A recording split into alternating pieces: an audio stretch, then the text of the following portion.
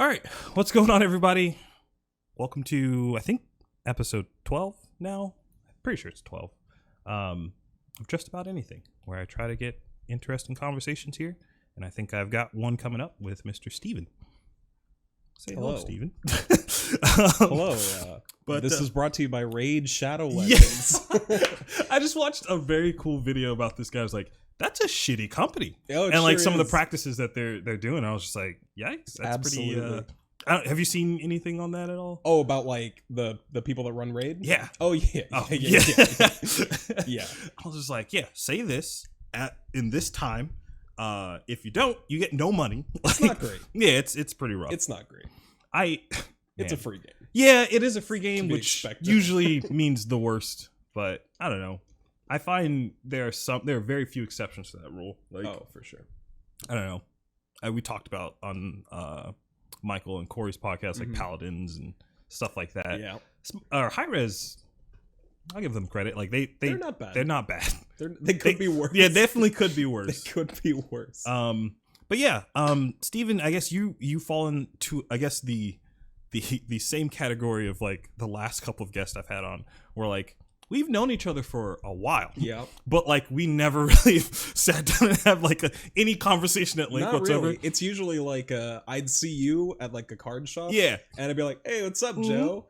And then that was it for a pretty extended Or, like, period of time. I'd be at a regionals judging or something. Yeah. And you'd be there vending, and I'd be like, hey, what's up, Steven? And Yep. then just like, You're like, hello. hey, All how's it right. going?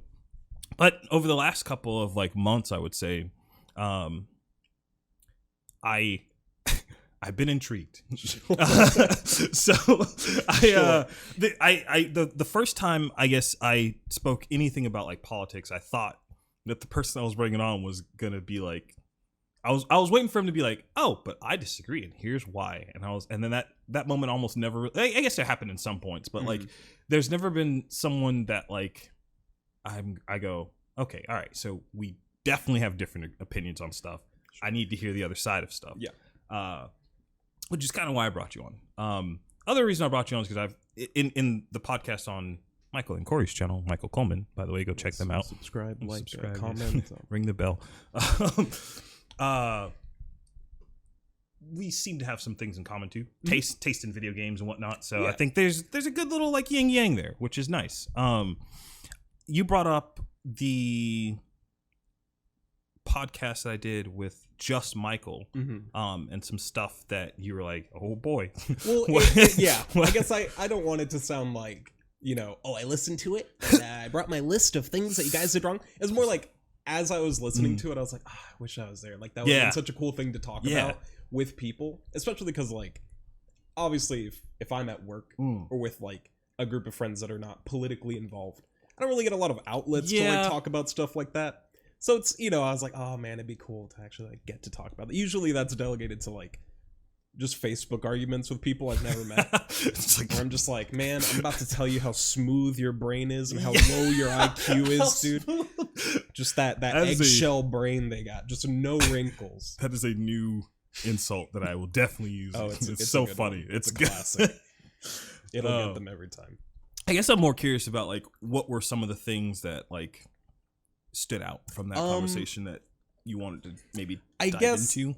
I know I have some stuff that my opinions have either swayed or some of them, most of them are still the same. Well, sure. I mean, but I'd say if you want to talk, or if there's anything specific you want to mention, go ahead and bring it up. I don't want to just be like, no. So listen, 4 months ago, Joe, you said this.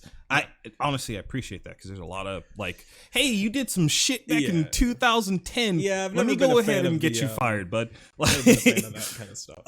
But no, I guess the big thing that I thought was gonna be like a contention thing was like what is the term I'm looking for here? Pronouns. Because we got into that a little bit. Sure, yeah. And in that conversation, he's changed my mind on that a little bit. Like, so when I first started that whole thing, I was in the mindset of like, but why though? Like, why are we entertaining this? Sure. And I guess in the course of that, it's kind of become like, well, it's not my responsibility to impose my my thoughts on that, I guess, on everyone, or anyone for that matter. So now, before I would have been like, well, I'm not calling you that. I'm not calling you Z or whatever the fuck. But now I've kind of turned to the point where it's like, sure, I don't care. Like, I'll do it. There is a part in the back of my head that kind of goes like, I'm doing it, but I'm doing it in not a way of like compassion. It's more in a way of, what's the word? Like I don't care, or more sort of like I not pity is the wrong word, but more so of like just like man, I can't think of the word either. Yeah, but it's right there. Like I think it starts with an N, and I can't think of it for the life of me. But it's more of like, I think it's like compliance. Yes, yeah, that's perfect. Sure. Yeah, it's like I don't think this is a good idea, but I don't like. I'm not gonna sit here and argue with you over it. Right. So sure. Like, also, I think a caveat that I never mentioned in that video is that opinion I have when it comes to that kind of thing. I try to delegate that to my personal life. I think in the realm of in business, my opinion is not relevant when it comes to that kind of thing. So if a company has a stance on something and I work for said company and I am the face of said company, like, sure, whatever you want me to do, for the most part, like, obviously I do have morals. So like, if it doesn't clash with that, like, sure, I'll say it. I don't care. But I guess I was curious is if you had a different opinion on that kind of thing. Yeah, I've gone pretty deep on like gender theory or all sorts of like gender non-conformity, whether that be like non-binary or transgender people. It's not really something that I used to think about like at all. And I definitely had a very a more conservative upbringing that it took a lot of I don't want to use the, I'm not trying to like demonize it, but for my personal experience, I had to rewire a lot of my thinking. I grew up in a house where we were not super inclusive of homosexual people. All right. Transgender people, that was not even on the table. That was, which I think for a lot of people. Yeah, that's this case, was not something that was up for conversation in 2005. Right. And just a lot of things like that. And I would see a lot of these things sort of come up either online or sometimes in person, pretty rarely. And usually I would just be like, hey man, I'll just do whatever. And like, I don't care. But I guess at some point I was like, well, I want to know. When I became like really politically involved, I was like, well, I want to know the arguments for and against something. If I want to actually be fair, I should do the research and come to a conclusion. And if it's the conclusion that's going to get me like shit on by everyone, can I curse? Yeah. You know, I always ask after. No, totally fine. But okay. If I get shit on by people after I've come to that decision, it is the way it is, right? I guess I would want to maintain my principles and be like, I feel the way I feel. I shouldn't have to bend unless I get like a compelling argument. Right. And obviously this is from bias because I'm the one saying it, so it's pretty easy to be like, I know everything, and I'm true to how I feel. Obviously everyone says that. But I would think a lot about a phrase that I would hear sort of repeated for a couple years. That's like, you can't use reason to pull people out of a position that they didn't use reason to get into.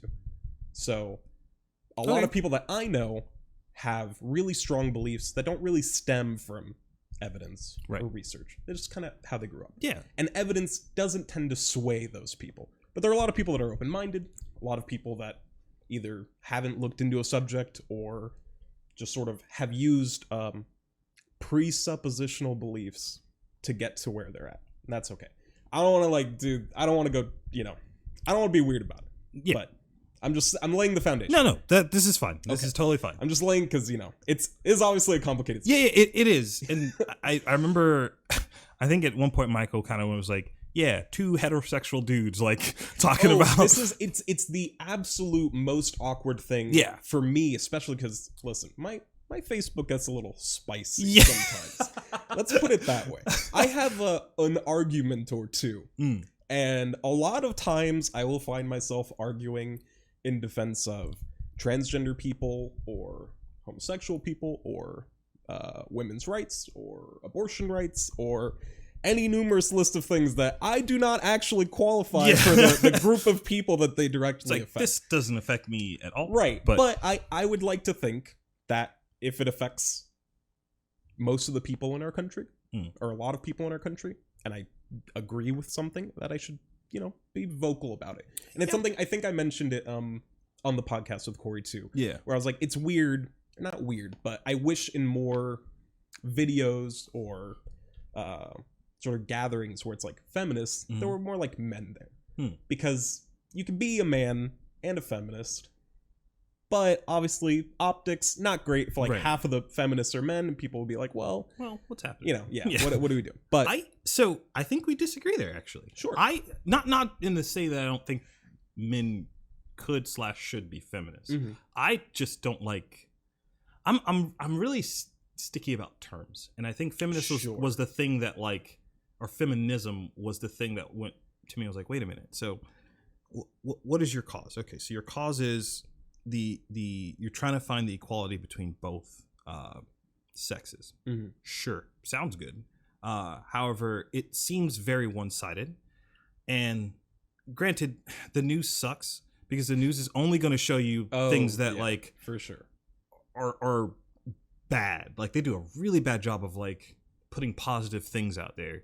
So with that grain of salt, though, there's a decent amount of negative stuff that's associated with feminism. Granted, I'm sure there's a lot of positive things too. Right. But for me, I don't think I would ever call myself a feminist. Mostly just because like even just the name, like the title, doesn't add up to what even their cause is supposed to be for. Sure. Like why would you name that? Would be like saying I wanna bridge the gap between people that like Skittles and M&Ms. I'll call my group M&M people. Like it doesn't make sense. Like it's really it's a bad name, I would say. I guess on the point of that, if M&M's had 50% less consumption than Skittles, maybe you'd be like, oh, we're M&Mists, and we obviously this is kind of a dirty metaphor. This is not good. Doesn't work exactly. No. If M&M's make 75 cents to Skittles $1, then what do we actually talk?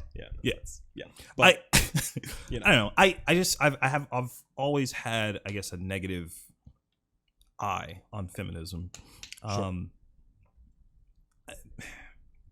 I think that the end result, or what they so that what the core probably want is not a bad thing, but I think there's enough. I hate this term, but bad actors like that make it. It makes it very easy for me to go, oh no, I don't want nothing to do with that. Like, there's definitely. I mean, that's with anything, right? There's always going to be someone that poisons the well. Yeah. Whether it's feminism, and you're like, well, of course I agree that women should make as much money as men. That's the other thing. And then you see a tweet that someone's like, all men are shit.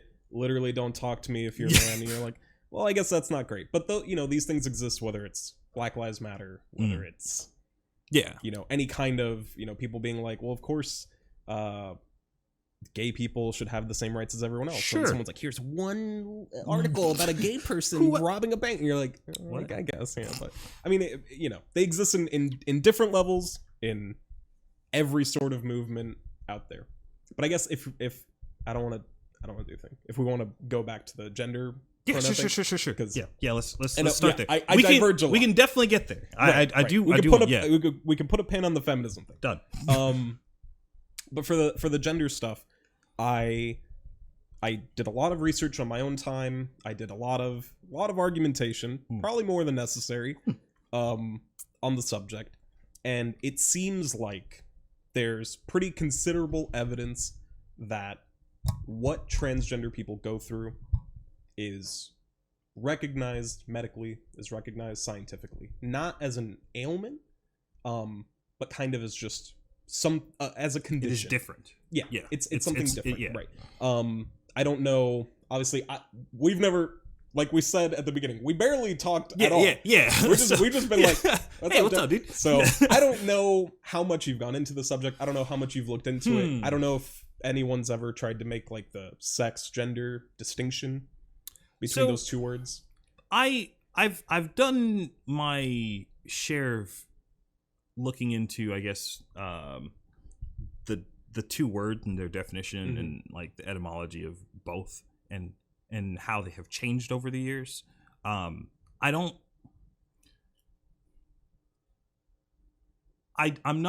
going to be the guy that's like, oh well, they were the same for so many years. They were. And that's fine. Whether or not they were cannot be argued. It's like they were synonymous. And always. And that's fine.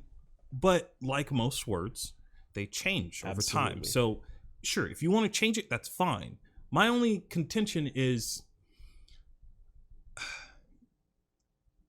when it comes to the word sex and I guess male and female. Male, female, usually. Yeah. Like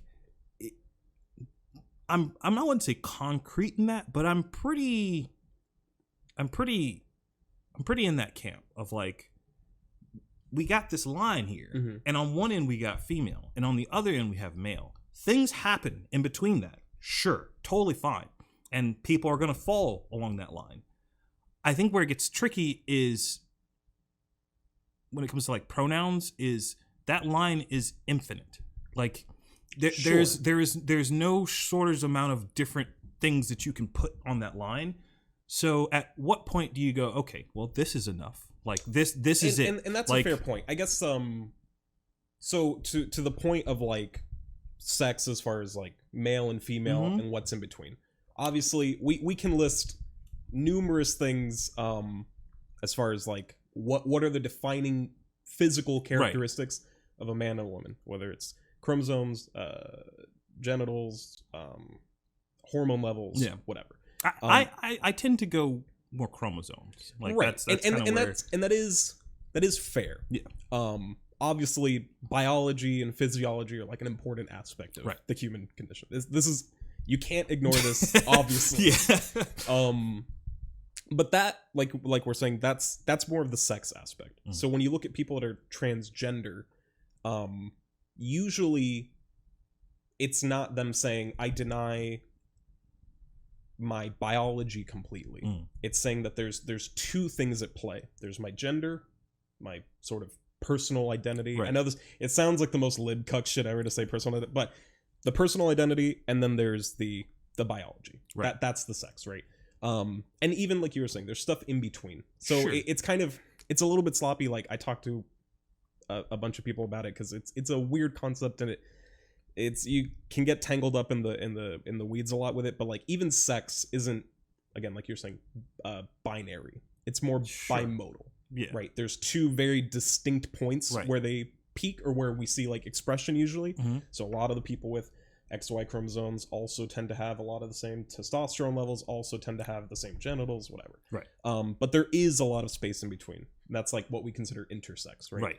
And I mean, intersex, you could, not you, the universal you, totally fine. People could consider that to be like, oh, that's like an accident, right? Like that's not supposed to be. Obviously, language a little, but that it's not the norm, right?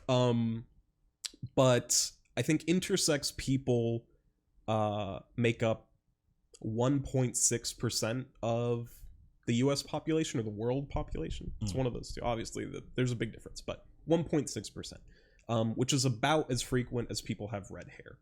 When you think about it like that, it doesn't seem super uncommon anymore. You know what I mean? And in the U.S., we're talking about 4.5 million people at that rate. It's a lot of people, and but a lot of these people don't even experience sort of being intersex in any way that's like readily knowable. Some of them have different chromosomal expression, so XXY or XYX. Some of them have organs within them, or like, you know, in inward testes or ovaries or whatever that are non-functional. And then to the highest degree, some people just have like both sets of genitals, right? And that's sex. It's its own kind of, again, the biology. That's the line, right? Like the gender. When people talk about gender expression, it's also like a super complicated. It's a personal identity. Obviously, most people know how they feel. But part of being a gender is also about your expression, right? So when we talk about what defines a person's sex, we can look at chromosomes, we can look at, physiology, whatever. When we talk about what defines a person's gender, it becomes a lot more vague, right? So like, what are male gender characteristics? Usually short hair, not wearing dresses, right? T-shirts, shorts, the way they walk, right? Your body language, your interests. There's a ton of signifiers to people socially that you're a man, not necessarily that you're male, right? That's if we're talking about gender only, that you're a man. Same thing with women. Dresses, skirts, makeup, nails a certain way, hair a certain way. These are like gender signifiers. Sure. And so on that level, gender is kind of like a social and personal thing. People need to recognize you as a gender, and you recognize yourself as that gender. And so on the point of no, you're good. Keep going. No. On the point of on chromosomes, if we use a female pronoun, so she, to define someone that's a female sex, we don't check their chromosomes. We don't check their genitals usually. But we will use she, her, hey, I need a table over there by her. Yeah. And we don't know anything about that person. We're using social signifiers. Right. And so on that end, we're using gender. And so if gender is the primary thing that we use to give pronoun or assign pronouns to people, then for me, if someone's presenting as a female, they're presenting as a woman or presenting as a man, I don't mind using their pronouns because that's who they want to present as.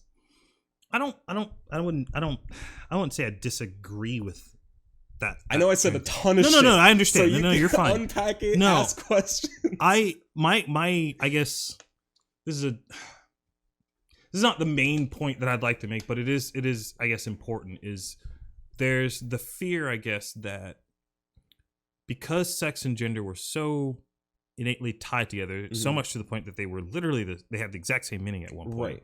The fear, I guess, becomes, okay, so if we use the logic of, well, you don't check chromosomes when you refer to someone, you're checking their outward appearance. At what point do you just say, okay, well,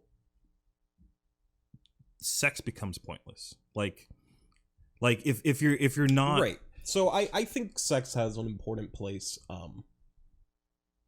with relationships.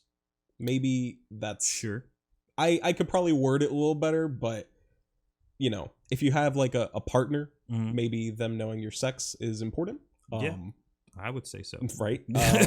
If you have or your doctor, I think is the big one. Yeah, I think medical is assumed. You always right. But that's where for me that distinction between sex and gender is like really important, because if someone's sex is inextricably tied to their body and they can't change that, you can't change it. It's not possible yet. Right. I'm sure at some point it may be. You can do a lot of things to express physically like the sex that is usually tied to your gender. So if you're a transgender woman and you want to present like cis is just the opposite of trans, right? I hate that term because it sounds terrible, but it is the term. It sounds but cis literally just means non-trans, and so you're just like, well, we just have to use it. It immediately sounds like a cyst.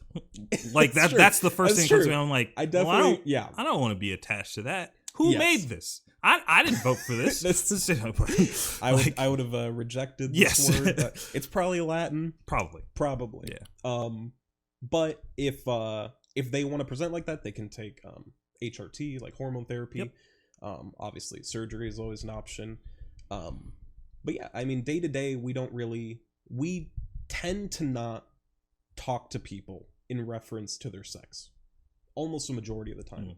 We don't know people's biologies. We don't know people's physiologies usually, at least not to the detail that would be necessary to definitively say this person is male, this person is female. A lot of the times it's just based off gender. I think there is something to that, though. I think there are this is gonna sound really bad. So I spend a decent amount of time on like dating apps. Sure. And what I've noticed in that is that some people are very upfront about that kind of thing. They're like, well, I'm a transgender person, like, and they'll say for male, female, and blah blah blah. Some people don't. But what I have noticed is like, in just looking at a profile picture of a person, I'm pretty accurate. Like, right. I don't know if you would say that would go down to like, I mean, bone structure. Are you like, familiar with the phrase passing? Yes. Yeah. So a lot of it just comes down to that. Sometimes I've been duped. That has happened. Like, you know, which is fine. Like, but it's to say that there are no visual, like, there's nothing outwardly that would signify like, it's. I think it's possible. Stuff. Granted, there's a lot of procedure and a lot of things that can be done to mitigate that, so that can change that. But I think if you do that, then now that conversation is off the table. But oftentimes, what transgender people have to do is fight the way they feel with the way they look. For some people, it's easier than others, and for a lot of people, and this is a whole other subject. We don't necessarily have to talk about it, but whether or not someone starts the process to transition earlier than later can often have huge differences in the way that their body changes over time. So if you're someone who's older and you're transitioning late into your life, it can be exceptionally difficult to deal with the things that you have on your body that you do not want associated with your gender. So that's just that's part of the shit they have to go through, you know? Yeah. I guess for me, where I lie on like all of this, again, obviously I've talked about this numerous times with a ton of different people or whatever. But for me, it's pretty clear that like there's a decent amount of transgender people in the US. Sure. Most of them are just normal people that just want to live their lives. And there's a lot of shit that transgender people have to go through, sort of day to day. Statistically, it's pretty horrific, honestly. They're by percentage, obviously, because there's far fewer transgender people than cis people in the country. But by percentage, they're far more likely to be homeless or denied housing.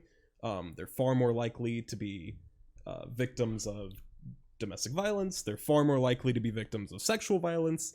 And they're 20 times more likely to commit suicide than any other group of people in the US. So it's pretty clear that there's a lot of struggles. Even men? Because I was understanding by person or by, I don't want to say per capita because we're not measuring different locations, but if you take the average of how many transgender people there are and how frequently these people either commit or attempt suicide, that number is drastically high. So it's higher, and I guess you don't. The question becomes a lot of times, I guess, with that specifically with transgender people is it because they are trans? Is it because they did operations when they were too young, or did them too later in life? Like, there's so many different things it's obviously it's really difficult to point at something and say this is why these people suffer so much. From everything I've read, it seems that the being trans is not an illness. The DSM-5, I think, is the newest version of like medical diagnoses, and in the DSM-4, being transgender was considered a mental illness.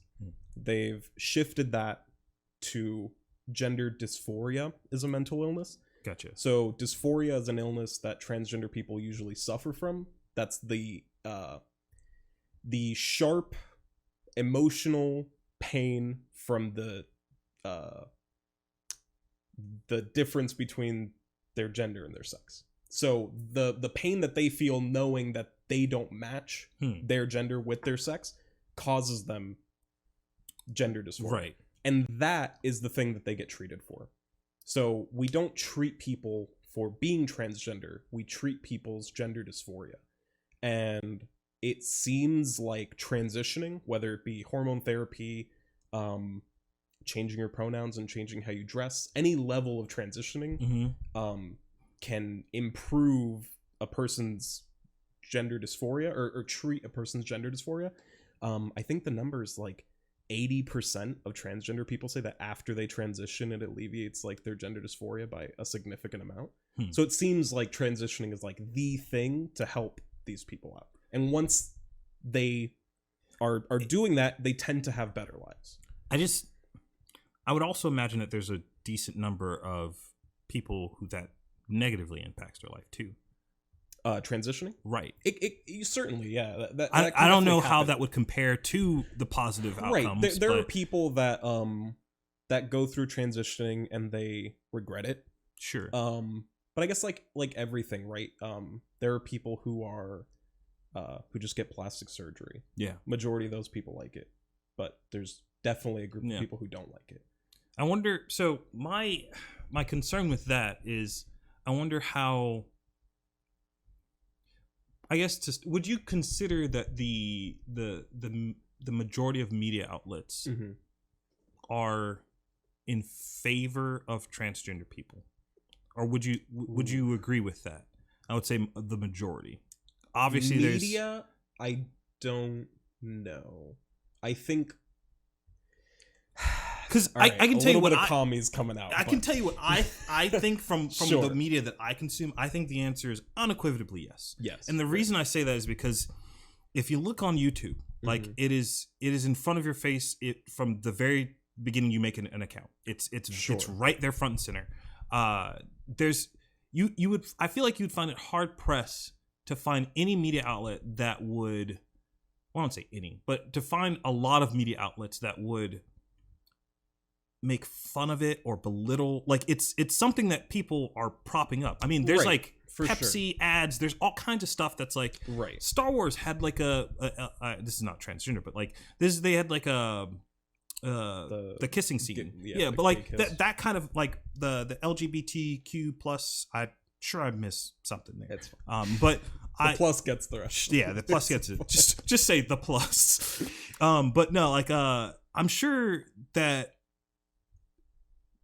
every major company knows at this point that saying anything negative about that or even criticizing it anyway could be a death knell for the company. So like, and the reason I bring that up is because if that is the case, it may not just not be incentivized, but it may be bad of an idea to put forth numbers like, oh, well, X amount of people do transition,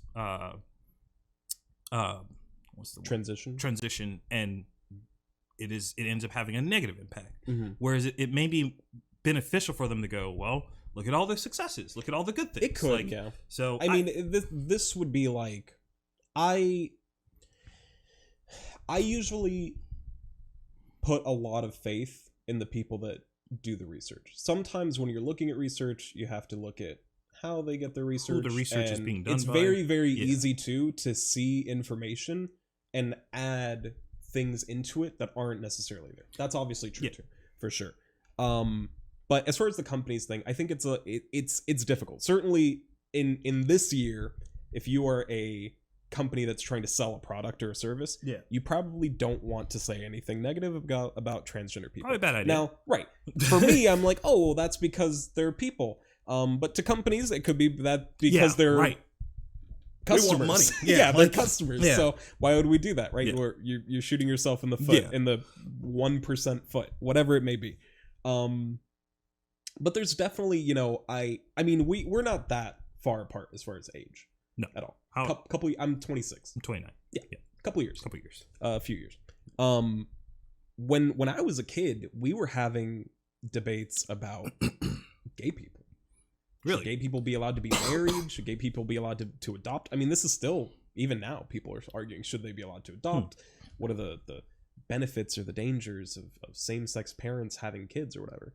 And I feel like coming off of sort of the cusp of a conversation like that into something that we have to jump, for a lot of people who aren't used to this kind of thing, we have to jump to a whole other level where it's like, well, now we're not just talking about sexuality. Now we have to address people's like gender identity. I think to a lot of people that's like kind of difficult. And I think kind of like when those debates about homosexual people or whatever were first starting too, a lot of people sort of have the opinion where they're like, if it doesn't hurt me, it is what it is. And that's where a lot of people fall. Yeah, I think I may be in that camp, but I also am not naive to the thought that I do have a place in this conversation regardless. I know I made the joke earlier about like, oh, well, it's two heterosexual dudes talking about it. Yeah. But like, if you're living a normal life, you will interact with all different sorts of people, transgender people included. I do on the daily, and to say that this has nothing to do with me is not fair, because I'm not forced to, but like if you want to live a normal life, you're going to have to like deal with that at some point. You will interact with transgender people, you interact with homosexual people, you interact with all kinds of different types of people. So I don't think it's fair to say, oh well, you're not this, so you don't get to talk about it, which is part of the reason why like this kind of show exists, is because there's a lot of stuff that I think people go, well, your opinion is irrelevant. I'm like, well, no, it's actually very relevant. And I agree with that. Like I was saying earlier, I've had arguments where someone is in favor of, maybe I shouldn't just drop the bomb like this, but someone is in favor of like abortion, and I will come in and be like, I too am in favor of your ability to choose, and they're like, you don't get a say, and I'm like, but I'm with you. Yeah. I'm with you. They're like, no. Yeah, and I'm like, I'm not even saying. I'm saying I think you should choose. I'm not even in this. Man. Leave me alone. But yeah, with a lot of stuff, it is difficult. I guess. You know, the I don't want to turn it into like we have to think about like the sob stories or whatever. But unfortunately, it is, at least in our country and in this time, it is pretty difficult to exist as a transgender person. Whether it be social stigma or stigma from your family or not knowing how you're going to conform to society that doesn't understand you, or depending on where you live or who's around you, people that don't accept you, people that literally hate you sometimes. It's obviously not easy. And one of the things that's really unique to transgenderism as a topic by itself is that if you're gay, no one can take that away from you. It's not possible. You're gay. People can try to pretend you're not, but you are. Yeah. And you can express however you want. Sure. People who go through gender dysphoria, part of what they're looking for is validation for their own personal identity. It's not so much that they feel like a woman or a man and they're like, that's enough. Because if they don't feel like people treat them like that, that can usually lead to like the pain that they have to deal with. I hear that, and I think, and I apply that to like my life too. Like there are so many things that like you would love it for people to treat you with the way that you think, or you want that to match, that validation to match. But, and again, this is me. I don't assume that everyone's life and everyone will like go through the same path that I did. But what I have learned in my couple of years being alive is that I can't expect that. That's not fair of me to expect that. Right. Like that validation has to come from me. It like, so here's the question I would posit to you. Like, certainly you can't, and this is something that I think you brought up in the podcast with Michael too, and I definitely don't agree with the idea of like thought policing. I don't think it's okay for there to be like legislation that if a person says whatever they want to say, that like they should get thrown in jail, or they it was the fined. Jordan Peterson thing, I think. Yeah, that's its own subject. Yeah, that guy. But on a personal level, I don't think people should be, thrown in jail for what they say or what they do. But like you're saying, everyone has things where we're like, oh, well, it'd be nice if people like acted to validate the things I think. The question is like, if I was living my life, and it's not just people talk to me the way that I want to be talked to, right? It's not just like, oh, I want people to like me, or I want people to be sociable with me. It's people call me, like Steven, people call me she, and people don't use my name. if someone did that, well, I wouldn't feel like I'm. I don't think anyone's not using like a pronoun. Well, sure, well, yeah. Okay, so if a transgender person, no one's like, "What's your name?" My name's Ashley. You're like, "You're a Sam." Well, like, right, but to make the point, if a transgender person feels like a she, and they have a name that they want to be used by, not doing those things to a lot of people feels like you're denying them that identity. Now, obviously, this becomes kind of a tricky situation because some people don't want to feel like they're being forced to do something. That's obviously pretty difficult. I think that's the hard part of this whole debate. For me, kind of where it falls is like, I already use pronouns all the time. If somebody says, well, I want to be called she instead, I'm okay with doing that. I mean, we learn people's names and use them pretty frequently, right? Mm-hmm. And it's kind of the same thing. I could be like, well, I don't want to use I don't want to have to think of like all these different names for different people, but on a personal level, using someone's name is like a point of respect. And knowing it and using it is something we do all the time. Yeah. So obviously when we're talking about using different pronouns, especially, and I know this is one that's like really difficult for people, is like if someone they know has transitioned and you have to start thinking about something new. Because you could meet a trans person for the first time and you're just like, oh, well, that's she. Yeah. But if you have a friend that for a long time that you know them, they're male and they go by he, and then they transition, and now you have to start saying she, to some people it can be pretty difficult to like latch onto because it feels like a big change. I had a friend whose brother transitioned or is in the process of transitioning, and we never really talked about it in depth because I don't think it was still a very sore subject. Right. So it's not something I really wanted to push, but I did kind of watch it from the sidelines going like, this sucks. Not just, obviously this sucks for I don't know what pronouns he or she wanted that to be called, but it sucked for that. But it also sucked for my friend because like this is his brother that he raised, and I remember him bringing up questions like, "Oh well, did I fuck up somewhere?" Like it's a lot of stuff that like, and the thing that frustrated me more about that situation was people were then dogging on him in this on the brother on or your friend on my friend, and I was just like, what the hell, like, are you guys insane? Like little...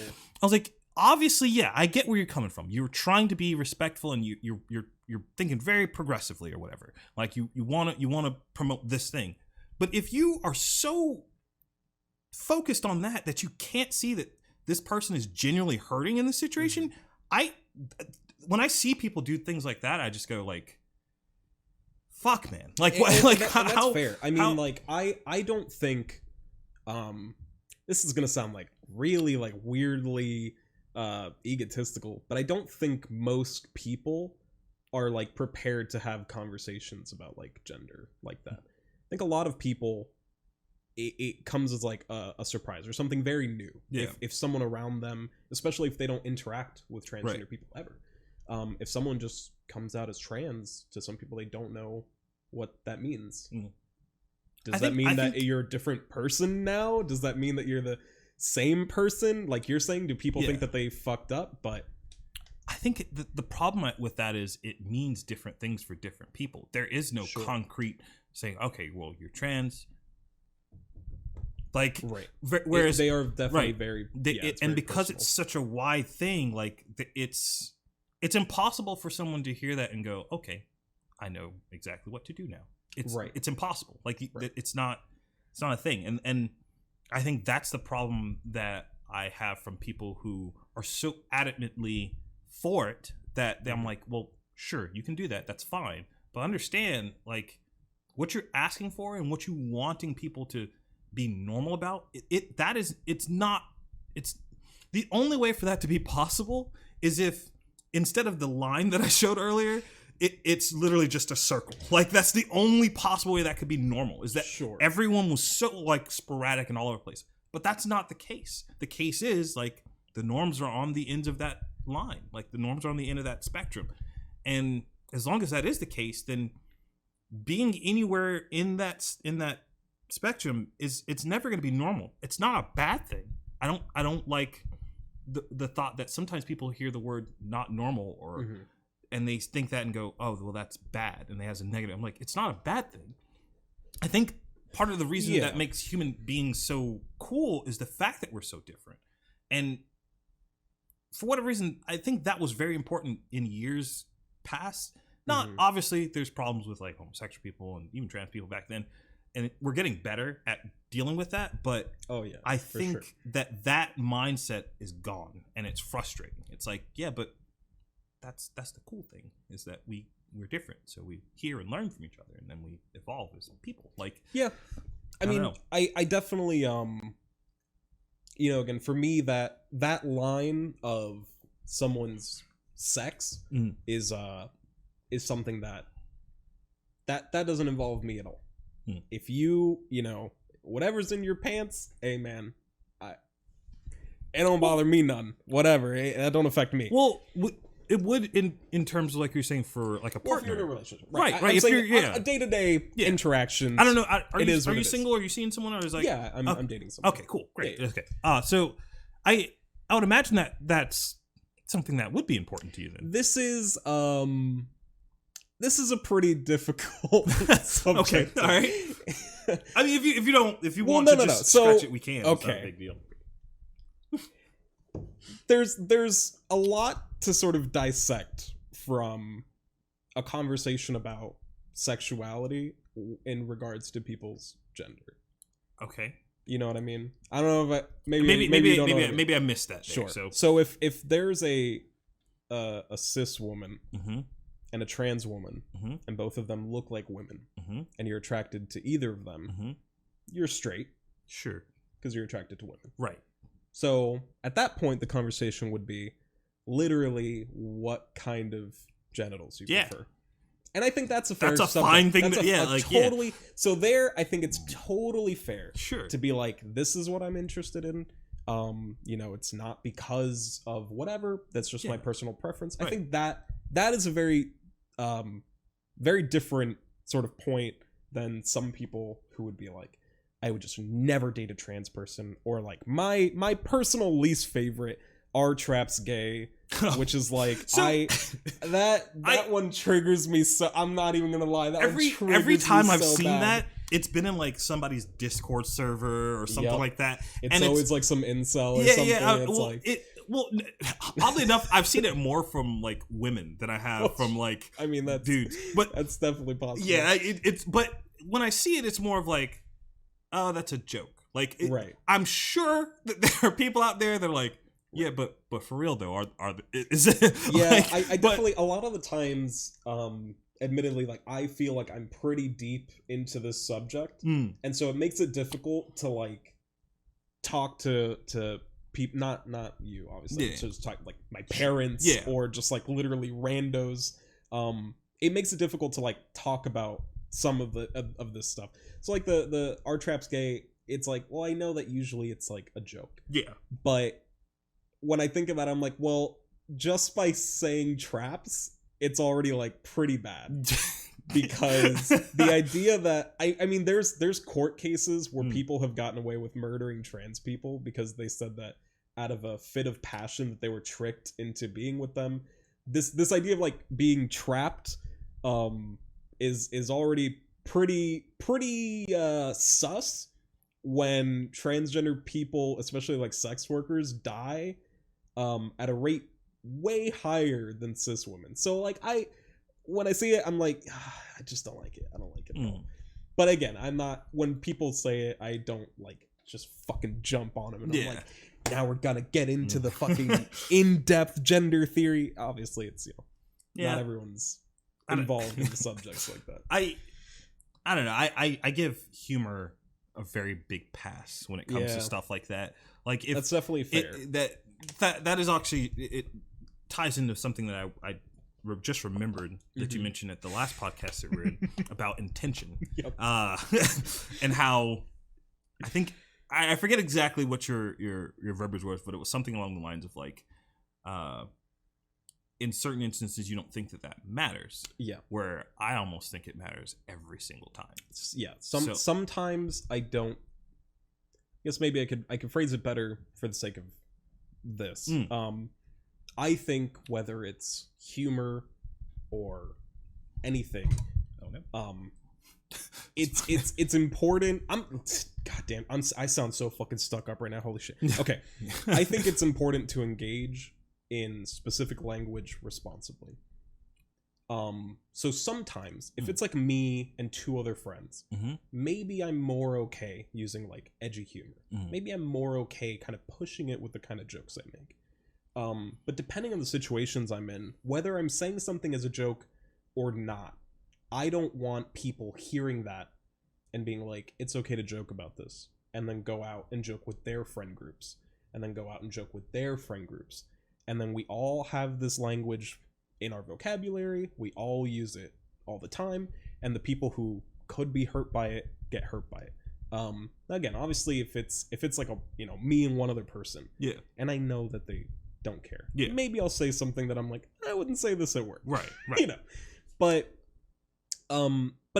not everyone can decipher your intent.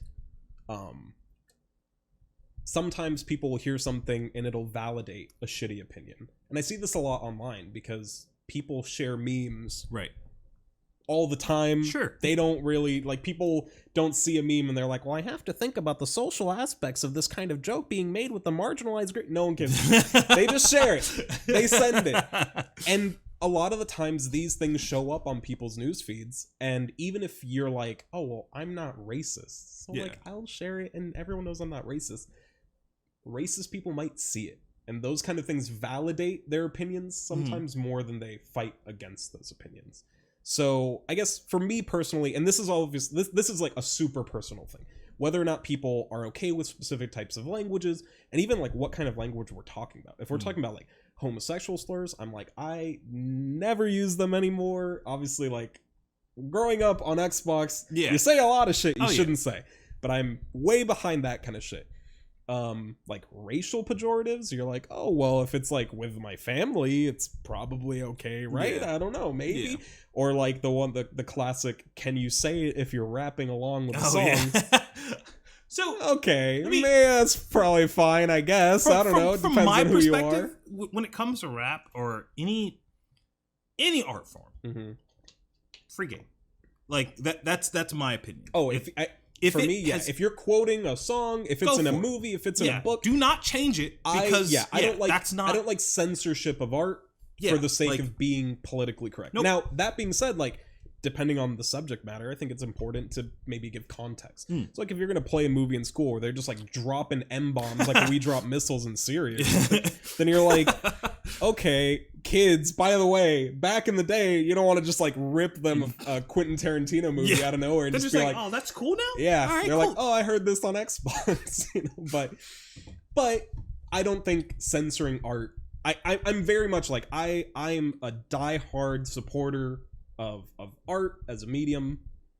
I don't think censoring art or like changing art for the sake of like making a point is right. If you have context, I think it's responsible to be like, this is what it was, this is what it is.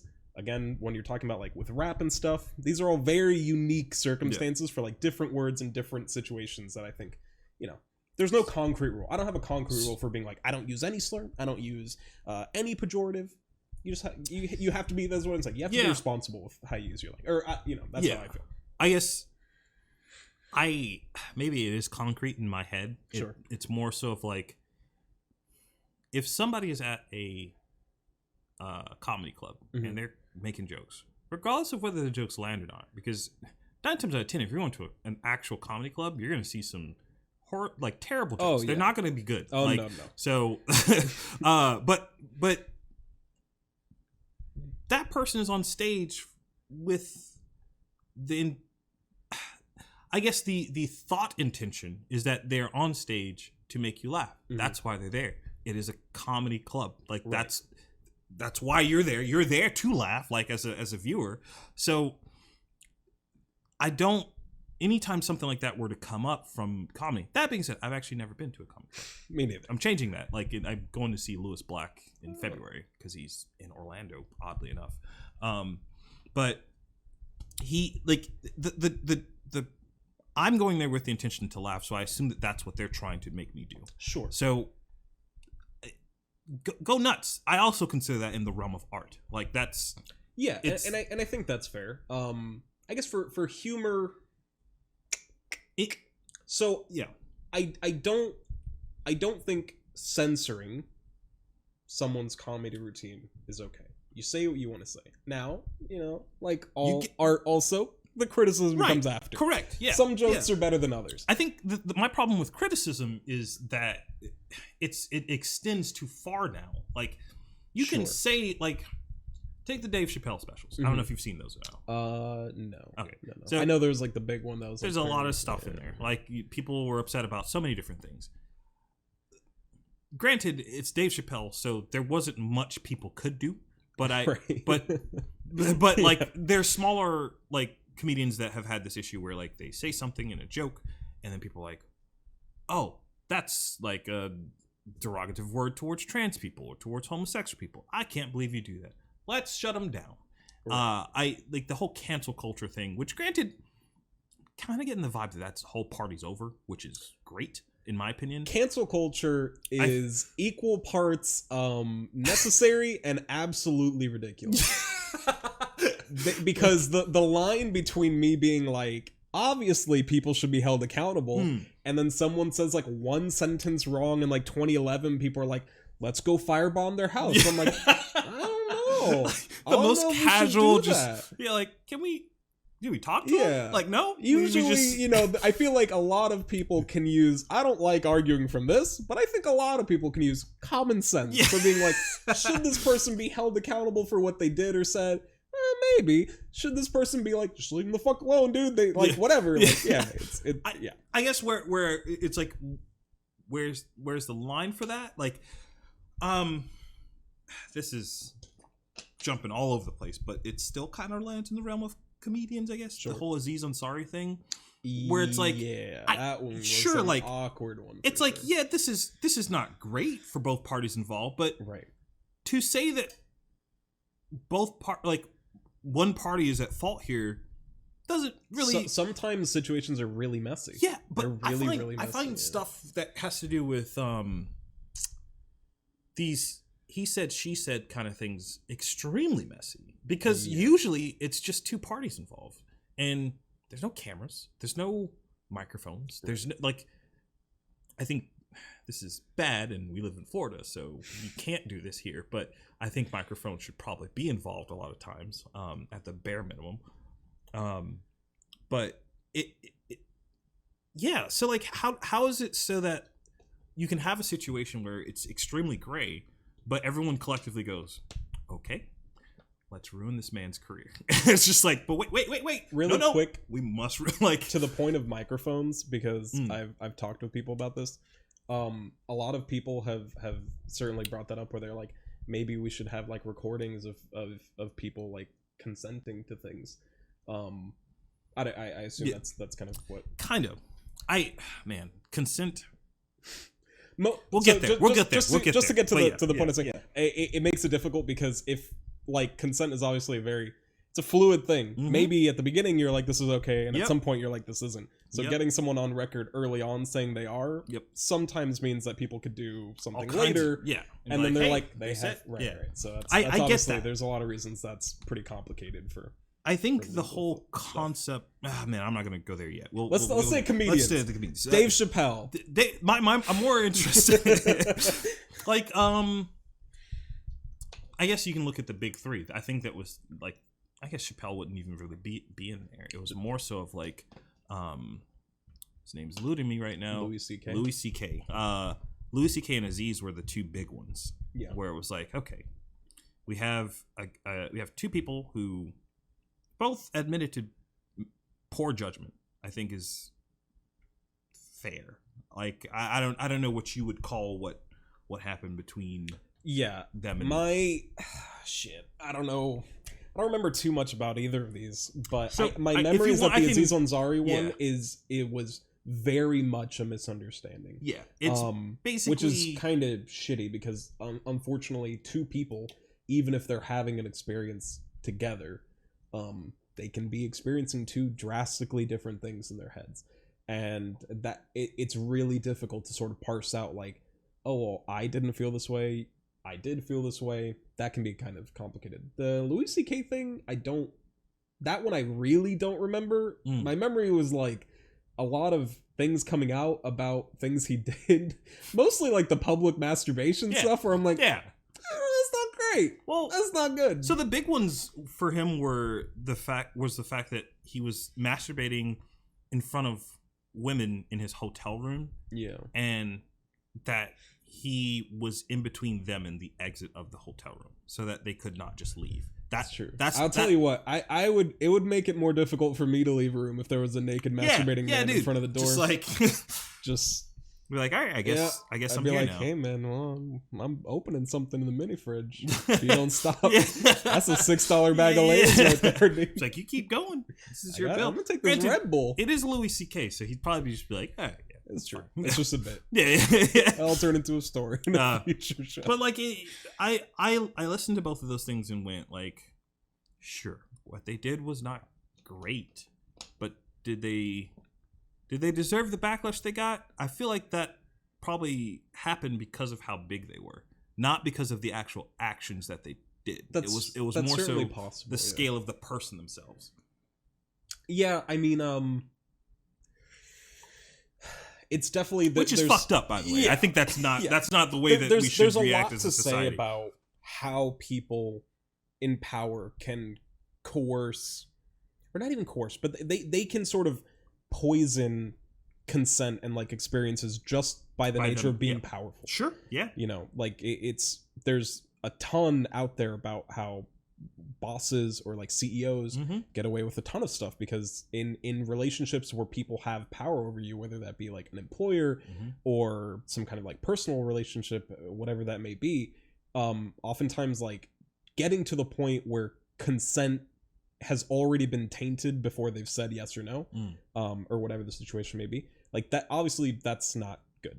You'd want to avoid that as much as possible. As far as like how do we deal with situations like that, obviously a lot of it's a case-by-case basis. I think a lot of people don't want to say that. A lot of people want to see something and just kind of, you know, the guillotine goes down. There's no other modes on it. But some situations are different than others. I would say the Aziz Ansari situation, even though, you know, who knows who's telling the truth, that sounds like a genuine misunderstanding or just like genuine confusion on the part of two parties. The stuff with Louis C.K., I think that leans a little closer into just basically just sexual assault. It's like, hey man, don't do that. Yeah. So what do you do after that? Obviously that's the big problem.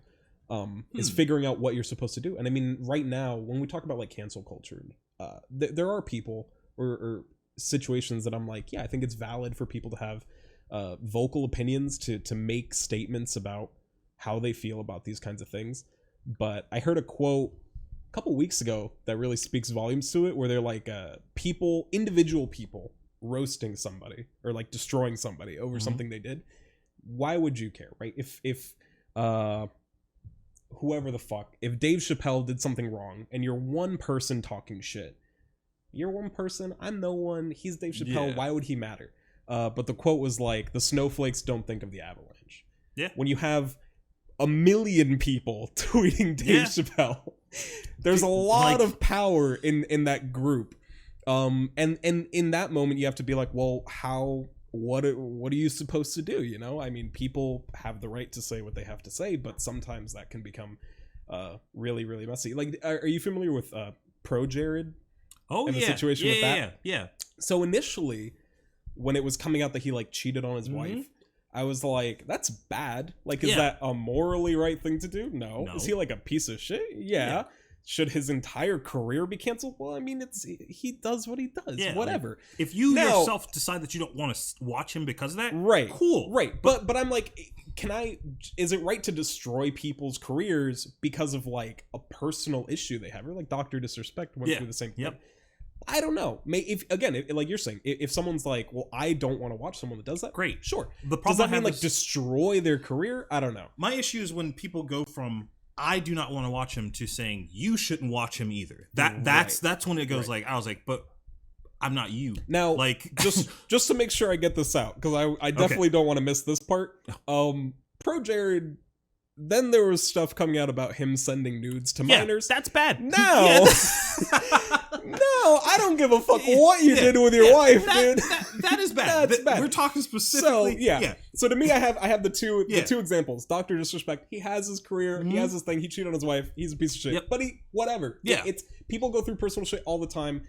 Now, if you're like breaking the law, I don't like that now. Like, okay, man. Maybe it's a little worse. But yeah, there's definitely a lot of people struggle to act appropriately. And another big one for me is like when people get canceled over things that happened in the past. For me, and I feel like this is like a big one where, you know, people call me a fucking SJW 24/7. I'm taking the slur back. I'm reclaiming it. But a lot of people that are like on my side on a lot of like social subjects, like when they see something bad, it's blood in the water. Like, they're like that person is done. That person is over. For me, the big one for old stuff is the person trying to do better. Yeah, Kevin Hart is like a great example. That was exactly what I thought of when you said that. He said a bunch of shit about his son being gay or whatever, and he was like, I shouldn't have said that. And I'm like, yeah, man, people grow. Like, I said a ton of shit I should never have said, but I don't still do it and claim to like not be like that, you know? Yeah. No, like if you were, I don't know, a political figure who claimed to like grab women by the pussy, and then you still have a tendency to exhibit that kind of behavior or language, then I'd be like, I don't know if I can trust that. Let me. I want to talk about that just a little bit. Which one? The guy, the grab by the situation, pussy. Specifically. Sure. So in that one particular situation, I am more, especially now. Like when I was younger, or well, I guess it was a couple of years ago. But before I was like very like attuned to like the dynamics between men and women and politics and the way that those two things kind of like Naruto signed together. Yep. When I first heard that, I was like, okay, so he made a joke. Okay, that it's not a good joke. It's a bad one, but it's definitely not good. Not good. That one would bomb at the comedy But now club. it definitely would. But like now, after being a little bit older, hearing that and going like, I still kind of have the mindset of like, it's a bad joke said by the worst possible person to say it, because you're supposed to be the president. Like people, you're put on this pedestal, kind of like the comedians in those situations. So yes, people are going to judge you with a magnifying glass. So knowing that, probably not a joke to make. However, it's still, the intention is not to say, hey, you can actually just go grab women by the pussy. Like you can just go do that. Right. And then that doubled with the fact that I have now seen in real life a woman do that to a man, like in public, and that's not okay at a party. But that's the thing, though. Okay. That's the thing, though. It's not okay, but no one gives a shit. Like literally in that instance, no one was like, "Oh my god, why would you do that?" No one gives. No one cares. Like and sure, it's a double standard kind of thing. That's fine. I'm actually generally okay with double standards for the most part. I think that there are things that, like I said at the beginning, we're all different. So why would every rule be universally applied to everyone? It doesn't make sense. Like there's some times where that there's gray areas for things. So that's just how I think that things should be. But to then for the people on the other side of the aisle there that say, oh well, this is a terrible thing for him to joke about. Some of those same people that said that were at the party that I was at, seeing the same thing I was seeing, and I'm like, waiting for them to be like, all right, well, let's see what happens here. Yeah. Oh, nothing? Got it. Okay. So it's like, pretty easy to play the find a hypocrite game. That's for sure. And like you're saying, a lot with double standards, you know, like unfortunately, it's not so much that people even like see something that would be like a double standard and they ignore it. It doesn't even register. It doesn't even blip on the radar. Wait, this is exactly it. Oh, right. And things like that aren't okay. I mean, I think it's a fair point to be like, if we, or if a person wants to make a claim about like what is and is not okay to do to another person, that needs to be a global rule as far as I'm concerned. You shouldn't just grab people. You shouldn't lead people, not lead people on as in like I'm gonna tease you or that. Like you shouldn't coerce people. You shouldn't not blackmail, right? But you shouldn't like do things to hold people like, oh, if you don't do something, I'll do something. No, and that's and I don't care if you're a man, a woman, behavior, non-binary. I don't give a shit. You shouldn't do that at all.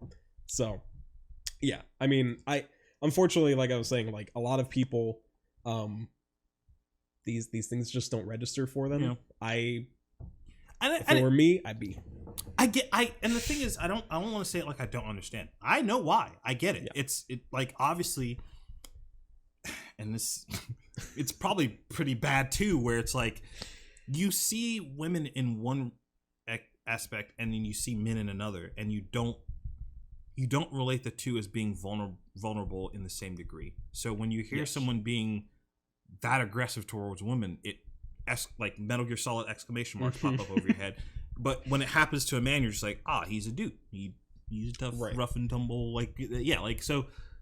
And to a degree, there are some things that like, like I know a lot of women will say like, oh, well, I do want to see a more sensitive side of like their partner as a man, or if their partner's a man. And I think that's true to a degree, but to a degree is the important part there. Like,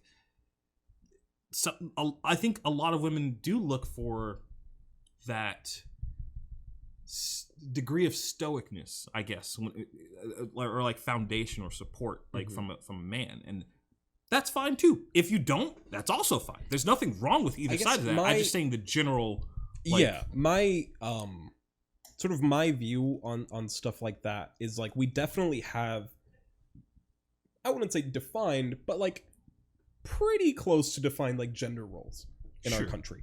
Things that we expect men to do typically, things that we expect women to do typically. The question would be like, are these things natural behaviors or are they learned behaviors, right? So in the same vein as like when we were talking about gender earlier, there is no gene that tells women to wear dresses. There's no gene that tells women that they like pink, right? These are like learned things. So if we grow up in a society, there's the meme, if you grow up in a society where women, 100 years ago, they were always the people at home, they were always the people raising kids, these kinds of things, even though we're getting better about it, they're not, we have not jumped over that yet, right? There's like vastly fewer women in like STEM research, or any kind of like sciences or like medicines. There's like vastly fewer women just in the workforce in general, and these things tend to perpetuate those gender roles that we talk about. So a lot of those things where it's like, oh, well, these double standards because of how we view people, some of those things might be things that we could change if we're like cognizant of it. You could have a conversation about whether or not some things should change, right? But it could change. It could change. My question is back to the whole intent thing. Why do you want it to change? Like, what is the purpose of having it change? Like, or sorry, go ahead. No. More so in like, so the whole STEM field thing. I'm not. I don't think that anyone should be barred or have to jump more hurdles than someone else to do. I'm 100% for equality of opportunity. Yeah. But you start changing that when you put things into place like affirmative action and things of that nature, where it's like, hey, now you're like, or at least indefinitely making those things a thing. I'm sure there's something to be said with like, okay, so there's this amount of I'm using like racial things now. Sure. I'm thinking of like, okay, so you guys were slaves for X amount of years. Sure, you're no longer slaves, but you're economically way behind. Right. So let's figure out a system that gets you caught up. And then the question becomes, okay, so how long do we do that until it gets to the point where, all right, you've been caught up now. You no longer need this system. And I take that and apply that to like the arguments with STEM fields where it's like, okay, so how many female-only scholarships and female-only applications do we see until we go, hey, okay, you've been given the opportunities. Sure. You have still chosen not to do those things. We're cutting off the extra stuff at this point. I definitely get that. I mean, it's certainly undeniable that for a vast majority of like our country's existence, we've had roles for, you know, men and women and what we expect them to do. Again, like women being the people that raise kids or take care of the home, and men being the people that go out and make money or work.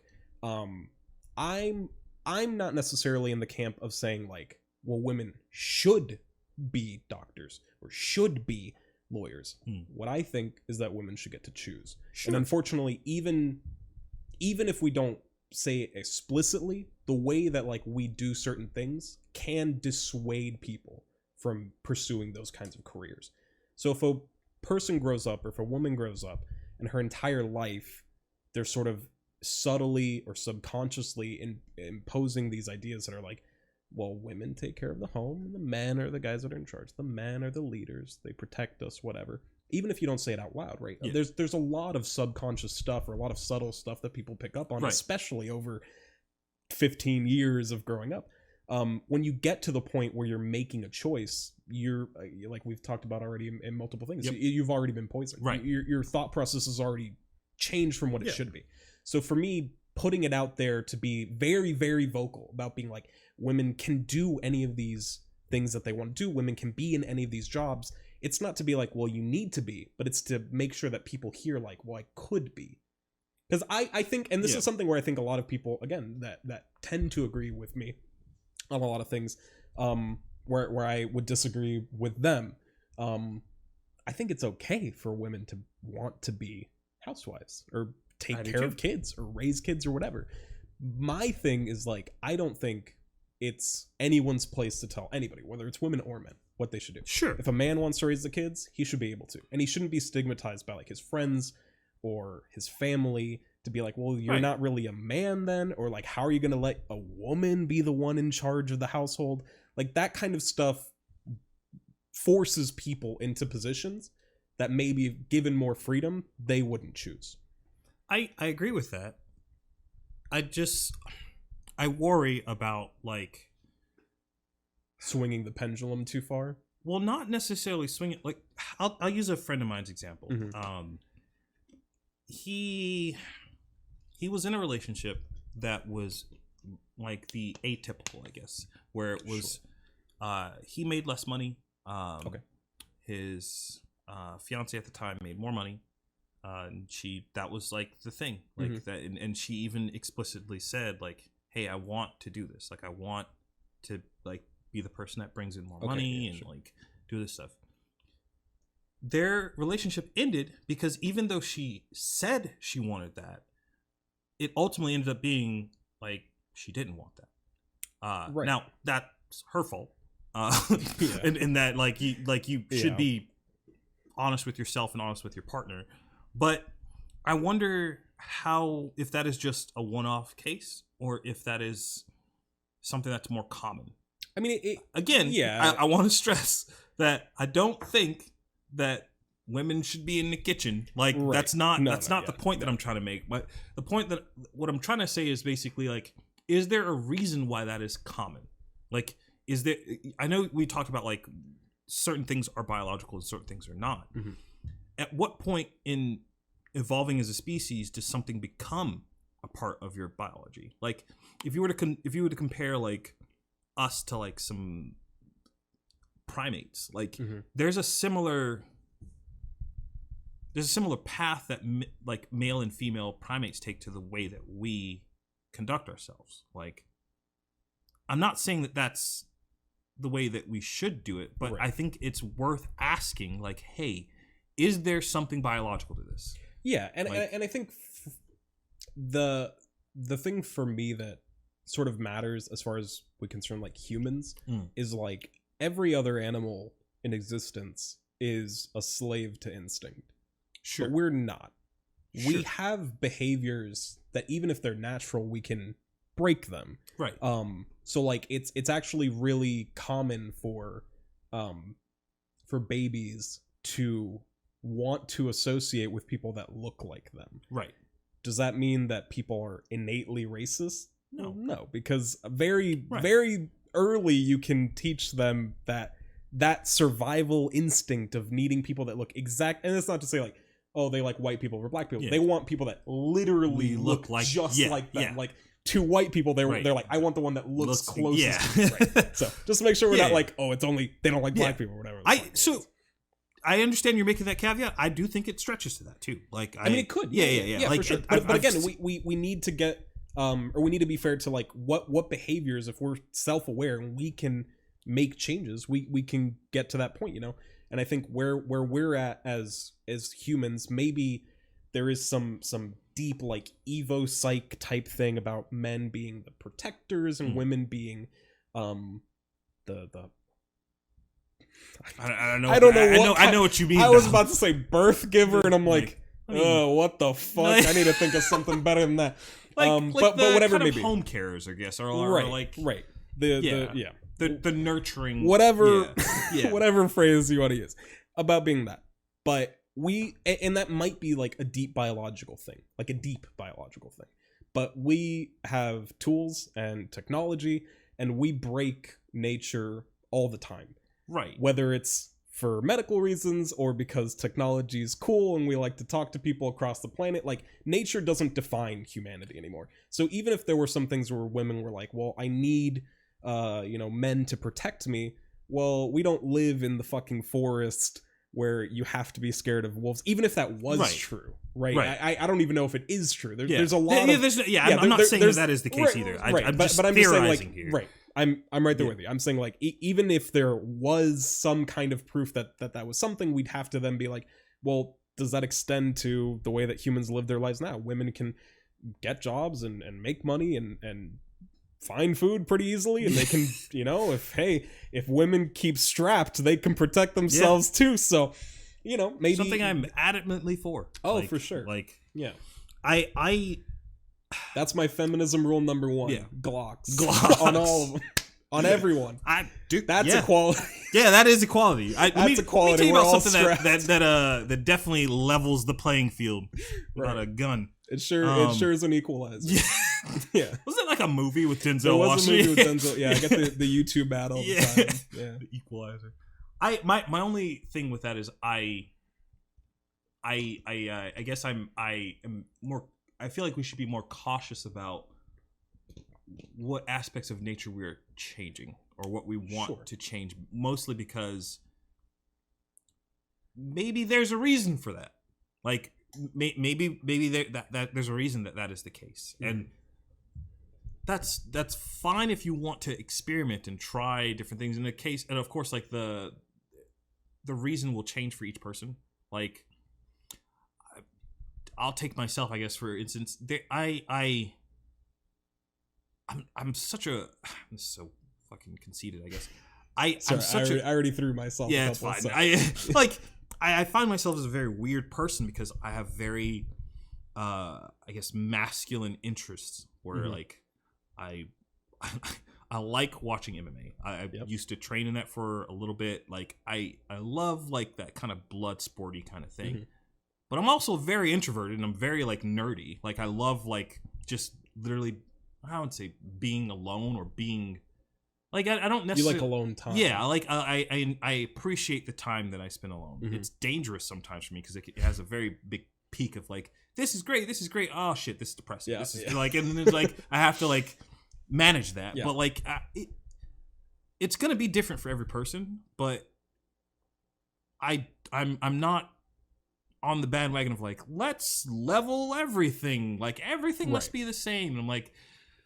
No, there might be a reason as to why things are different. And that's like, I'm kind of there with being like I don't think I don't think it's right to be like, we need everybody to look into this kind of stuff or to do specific things. What I want, or like my ideal situation, would be that people get to choose with as little coercion as possible.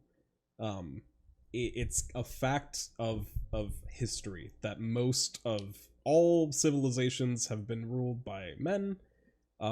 This country was definitely founded by men.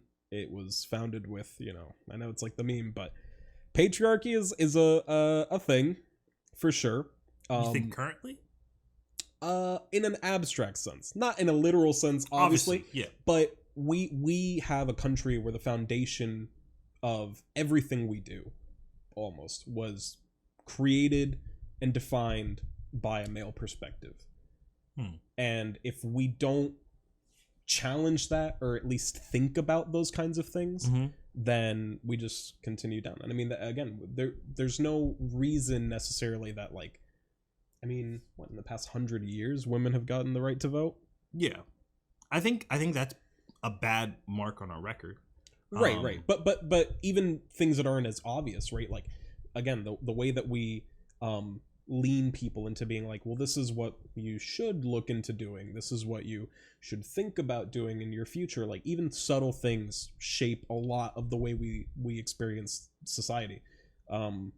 And if we don't think about that, if we don't sort of think abstractly, or think, sort of like look at the situation and be like, well, why are things the way they are? That's why, like, it makes me sound like a fucking pretentious dick, but like, I like thinking about why things are. Sure, I think that's really important. Right. I just, thinking is usually a starting point, and that's the thing that I wouldn't say I'm not against, because obviously I want people to think, otherwise I wouldn't be having this entire conversation. But it's when you begin to start taking those the immature thoughts, I think, and that makes it sound really contentious. Like, I'm saying that, like, the thought of making more scholarships for other races, or for other like for women to get into college and do all this stuff, is an immature thought. I'm not saying that. What I am saying is, like, have we genuinely sat down and thought and said, hey, okay, so what happens if we do this thing? I don't think this is actually what's happening, but I do think that in a small part, this is something that I've read about. So in the last couple of years, we've really empowered women to do some of the things that traditionally we only empowered men to do. Taking, like, STEM field stuff, right. Even like I don't know if you've ever seen that show, Deadliest Catch. Yes. Yeah. So, like, there was a season where, like, they really harped on, like, the women that went out in those crews, and I was like, totally fine. That's cool. You want to do that? That's great. But in an article, this is, again, an article. This is not like anything. They haven't done any fucking research. This is just like, I've thrown out I read an article. Yeah, like, I've read an article once, and it said this. But it's more so of, like, women, I guess, who were more career oriented are finding it extremely difficult to find partners later on in life. And if your goal was to have a great career, sure, by all means. That is something that I stress with everyone now, is, like, nothing comes without cost. Like, part of the cost of the whole, like, stereotypical role of a man was you were blocked off from being able to emote. Like, you were the hunter. You could not express. You couldn't cry when saber-toothed tiger. This is my brother, by the way, which you have not met yet. He's hiding in there. It's okay. I wasn't sure if he was actually here because he has to go to work. But you weren't allowed to express yourself in that way. And that's not a good thing. That's really bad. It's terrible for your psyche. But a lot of times no one talks about or thinks about what are the negative aspects of saying, yes, go out into the workplace and go after your career. Right. Like, and I think there's, when we're talking about a prescriptive statement for how society should conduct itself, obviously there's a lot of things at play. It's a pretty big web. You pull on one strand, everything comes with it. Sure. So even in an article which could be it could be 100% true. Sure. That a woman who pursues a career or her career over other things ends up finding it more difficult to find a relationship. That could be true. Right. But what other factors are at play? If we are making claims or trying to make prescriptive claims for women or empowering women to do things in their career, but we're not talking to men about women's role in society. If men feel like they have to be in charge, are they threatened by women with power? Are they threatened by women with careers? If women have biological needs, like giving birth, and they need time after that, but companies haven't bent to do that, well, maybe now they're struggling in their career. Sure. They're struggling to be happy because they feel more pressures on them that they wouldn't feel if they were in pursuit of that. So you could have one part of it that's like, well, this is a negative, but are those negatives specific to the thing that we're doing, or are there these huge sort of and it's like when we were talking about, you know, feminism earlier, like I throw around the phrase toxic masculinity a lot. Admittedly, I think that's a dumb phrase. Admittedly, I say it mostly as like, you know, again, we're taking the slur back. Like, I just like using it to like sort of rile up the conversation. But if we're just talking about like the concept as a whole, we don't have to call it toxic masculinity. We call it whatever you want. I think it's just toxic behavior. Toxicity, sure. Yeah, like, but if we're talking about society's views of masculinity and the way that those things are dangerous, obviously the ones we hear about a lot are like violence against women. We hear about just general aggression rate. I think it's like 87% of all violent crimes are committed by men. Sure. Men are also like that makes sense. 90% of the violent crime victims. Sure. That also makes sense. Right. These like, are all things that we're like, and and you know, when people talk about sexual conduct, or people talk about male privilege, like these are things that are often encapsulated in like, this is toxic masculinity. But apart, like when I'm talking about these things that I like to bring up, that I think are it's not even that I like to bring up. They're important to mention if you're actually invested in a subject like that, like how society or the way we view society hurts men or hurts people with masculinity. You have to talk about how it hurts men. So like you're saying, the inability to emote, the fact that, and this is a big one, that men are viewed as disposable. This is huge. I mean, you look at the military, you look at all the law practices, like law, men like, are destroyed over child custody.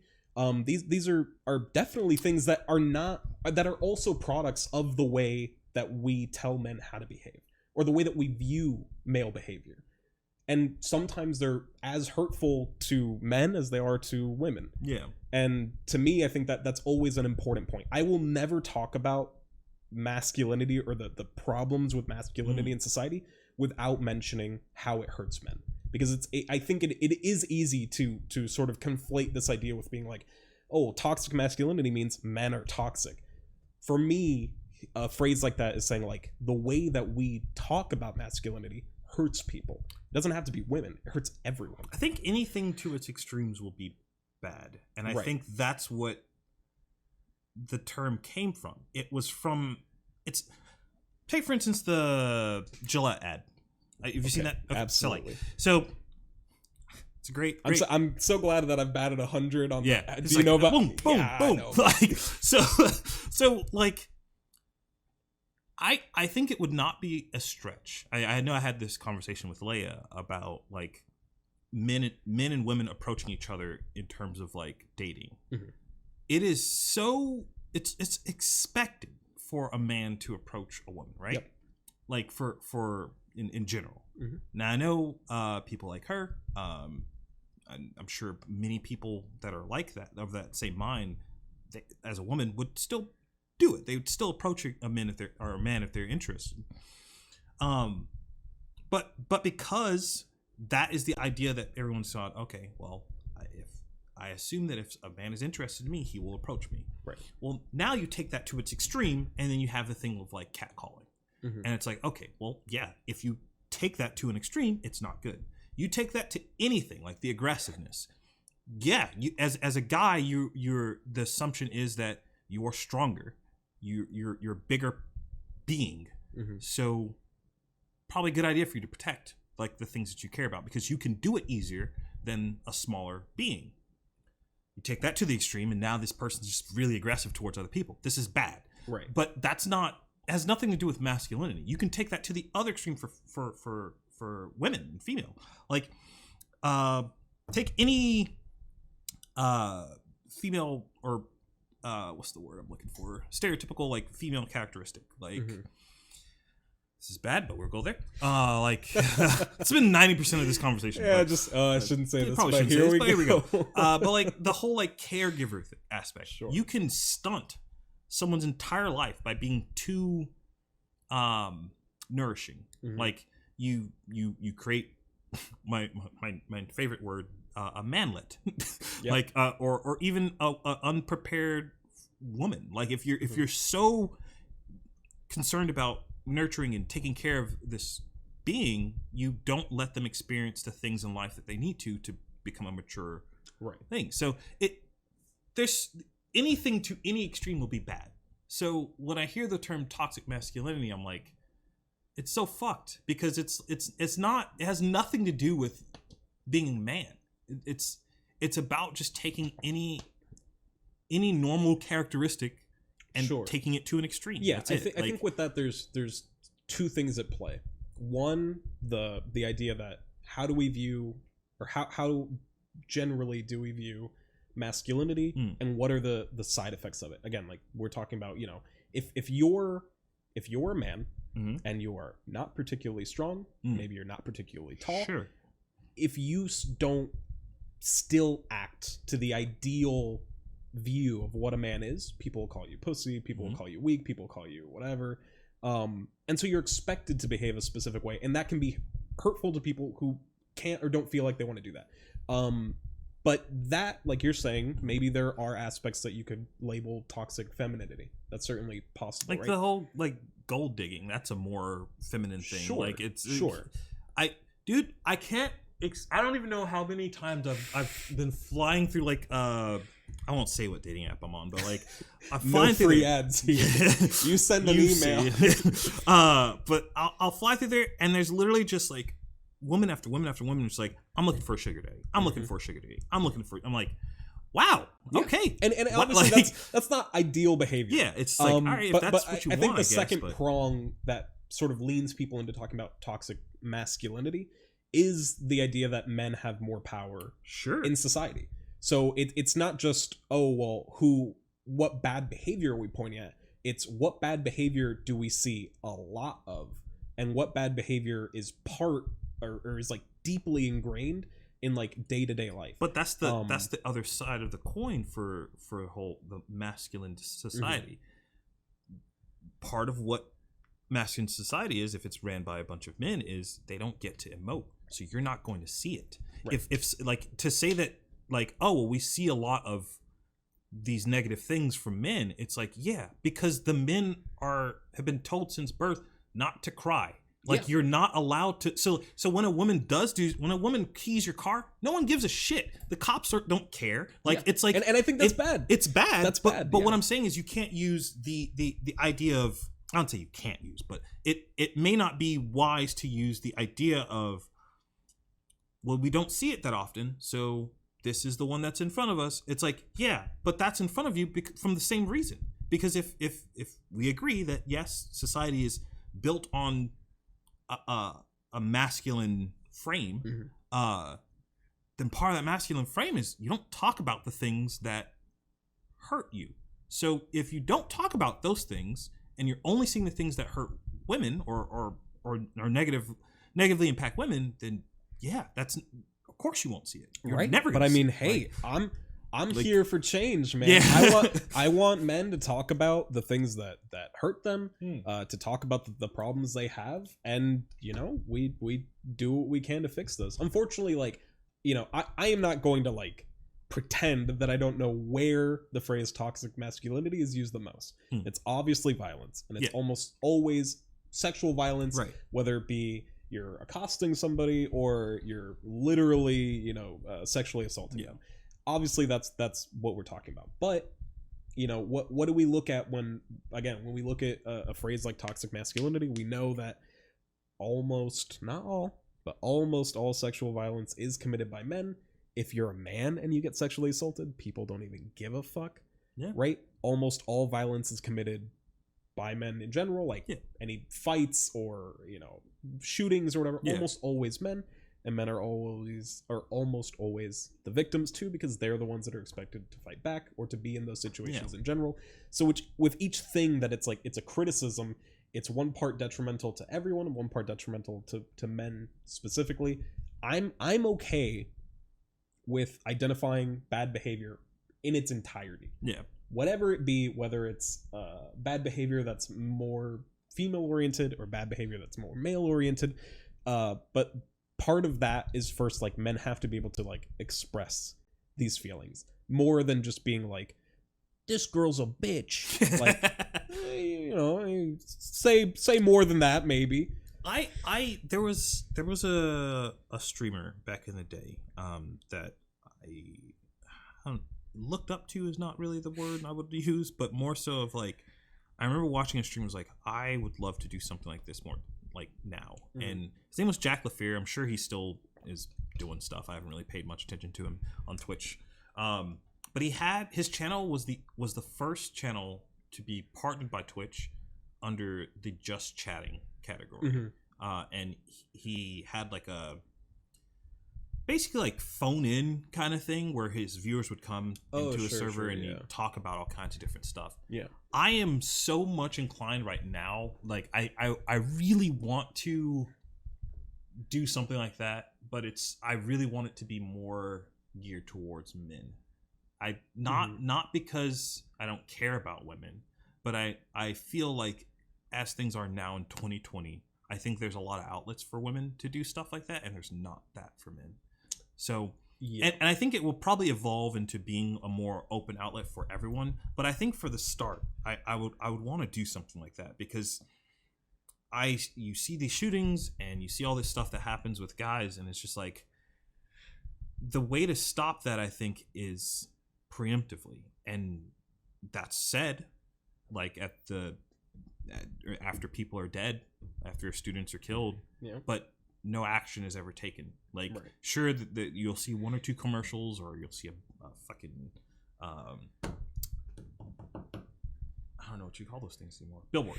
You'll see like a billboard about like some men's help thing, and then it goes away, and then it's over. Like, and I feel more pity. I spent like a couple weeks just looking into Japan's, what was the word? It was like I'm not going to try to pronounce that word. It's basically the term that they would use for, it's mainly men. There's a few women, but mainly men that just go, fuck it, I'm out. I'm not doing anything with society, and a lot of times they end up killing themselves. Oh yeah, for sure. And it sucks. And I don't know. And like you brought up earlier, like, men are more likely to kill themselves by a pretty wide margin than women in the U.S. Yeah.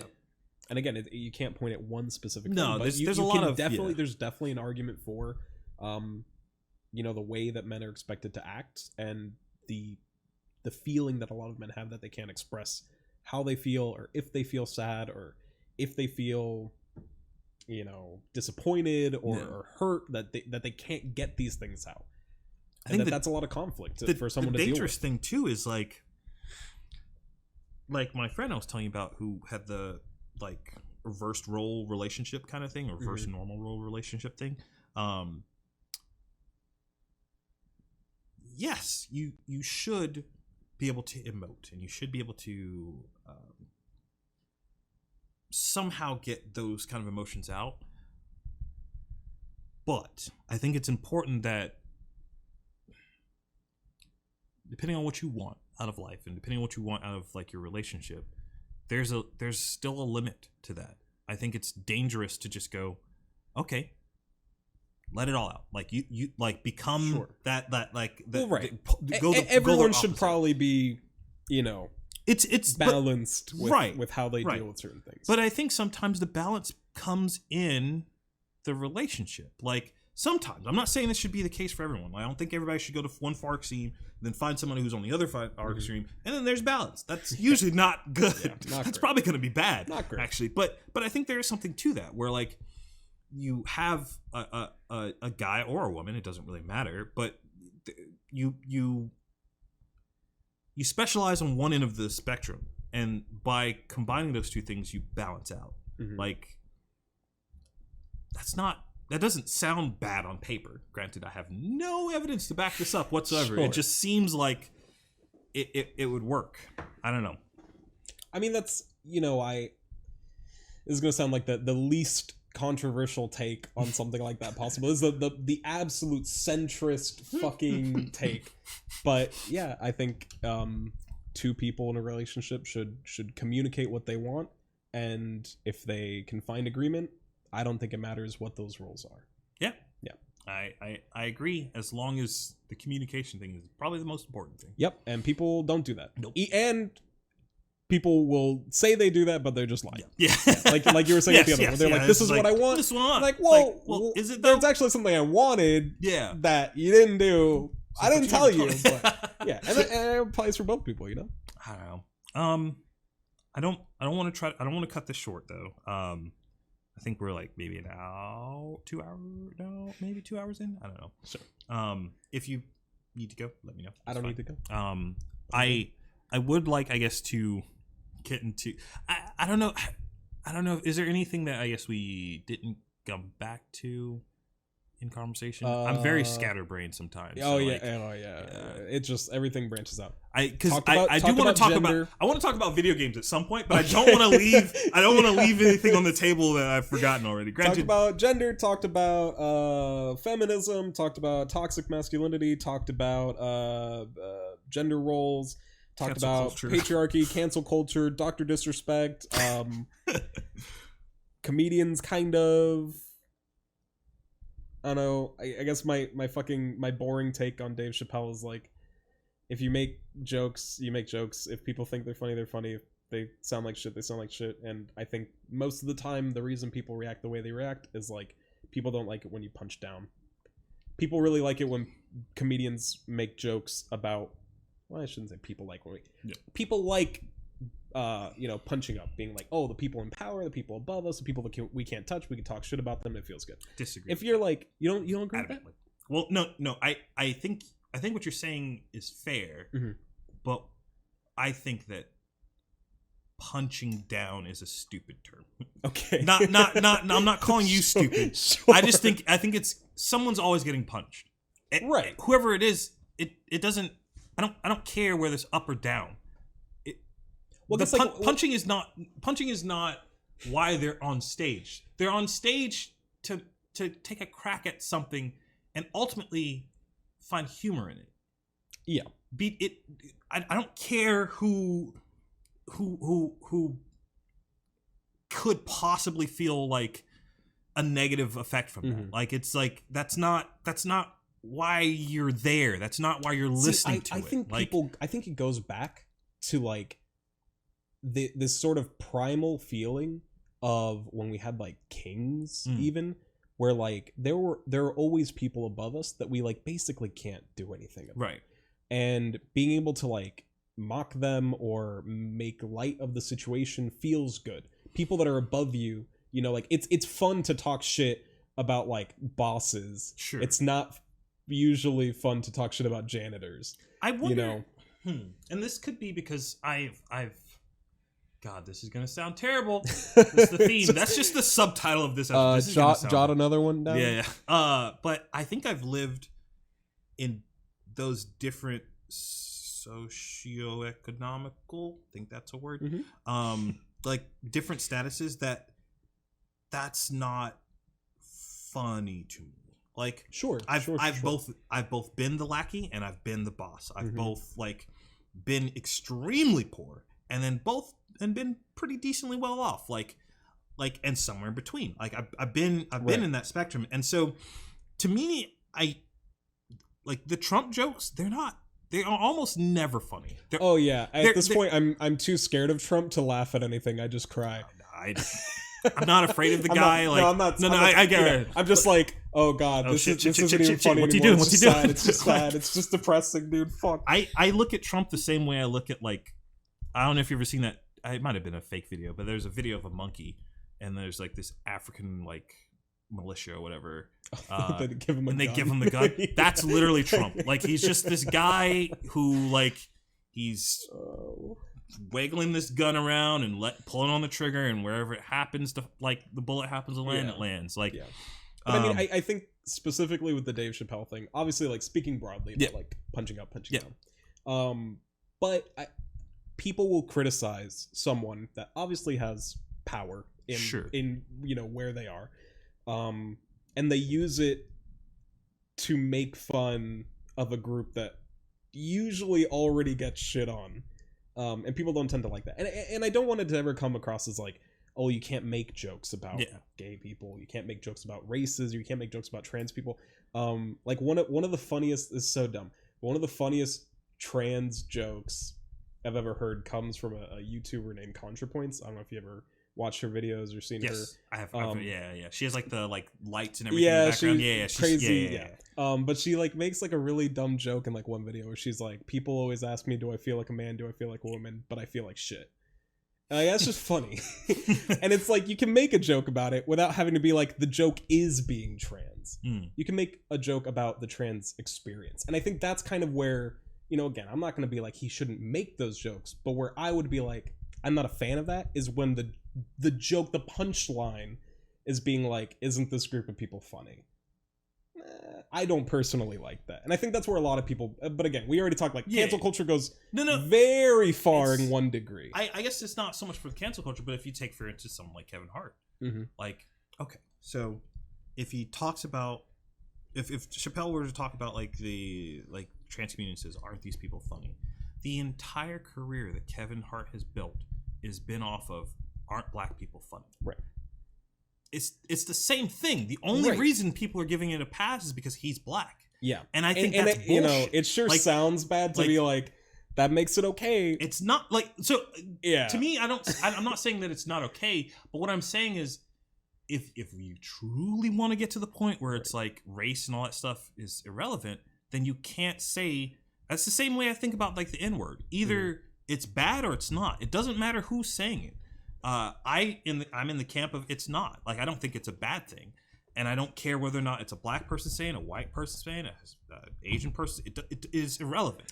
That word sure has a lot of history behind it, and I think for me to be like, it's a lot. I totally understand if somebody doesn't agree with that mindset, and I understand the privilege I have of being able to have that mindset. But I think that's the only way to be fair about stuff like that.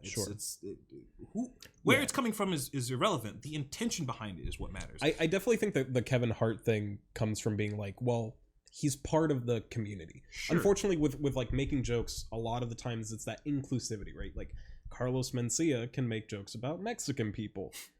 He's Mexican, presumably. I don't actually know. That's right. I forgot that was a thing of contention. Show business, I guess. If you're kind of Latin enough, you can just say you're Mexican. It's whatever. fine.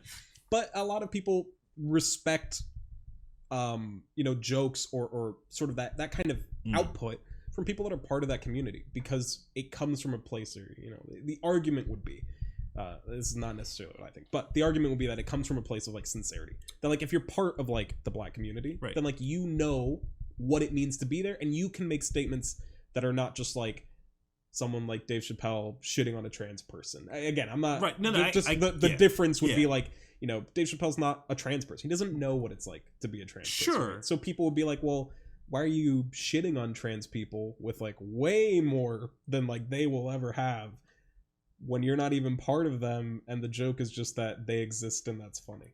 I think that's where a lot of people are like, that's bad. Again, I think you should be able to say it. I get that. Yeah. But I would relate that to the whole like male feminist thing. Like, that's the same thought process. Right. I guess I don't want to be like but for that one, I think like advocacy is different from like degradation. Like being like, I support women in their fight for equality is different from being like, I'm a man and let me tell you why women are shit, or like, I'm white, let me tell you why like black people are shit. But I think that's not fair if you're saying that only if you're supporting it, that your opinion of it is validated. Sure. Like it's like Sure. that. You see what I'm saying? Like if a person is joking or making a derogatory joke towards a group of people, just because they're not a part of that group of people, they get slighted for it. Whereas if it's okay to then, what if that person said something good about those group of people? Oh, that's fine. Like it's like, well, is it? So we're only allowed to be. Like, you see what I'm saying? Like, you're only allowed to put this thing up. It's really tough because, like, humor as a concept is already... Even if it's not humorous. Even if it's not... Even if it's just purely critique. Like... Sure. It's...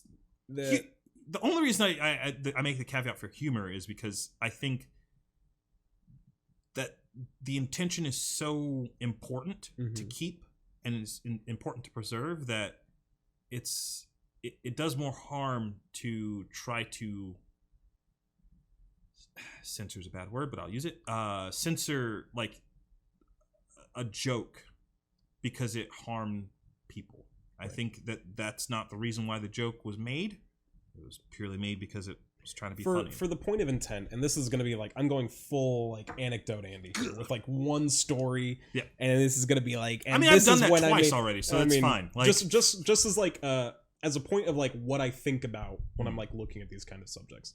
Again, like we were saying, like humor is obviously like it's complicated, and it sort of brings in that intent thing again, where it's like, well, if you're meaning to be funny, then like even if you don't like it, they don't mean anything wrong by it. But I think what's really sort of specific about humor is like what people find funny, and what you, again, like we were talking about, like what's the punchline of a joke, or what is supposed to be the thing that makes people laugh. Have you ever heard of Jesse Lee Peterson? No, I can't say. He has a YouTube show and a couple podcasts. He's an older black dude that grew up in... Oh, yes. Okay. I know exactly who that is. Okay. That's the dude...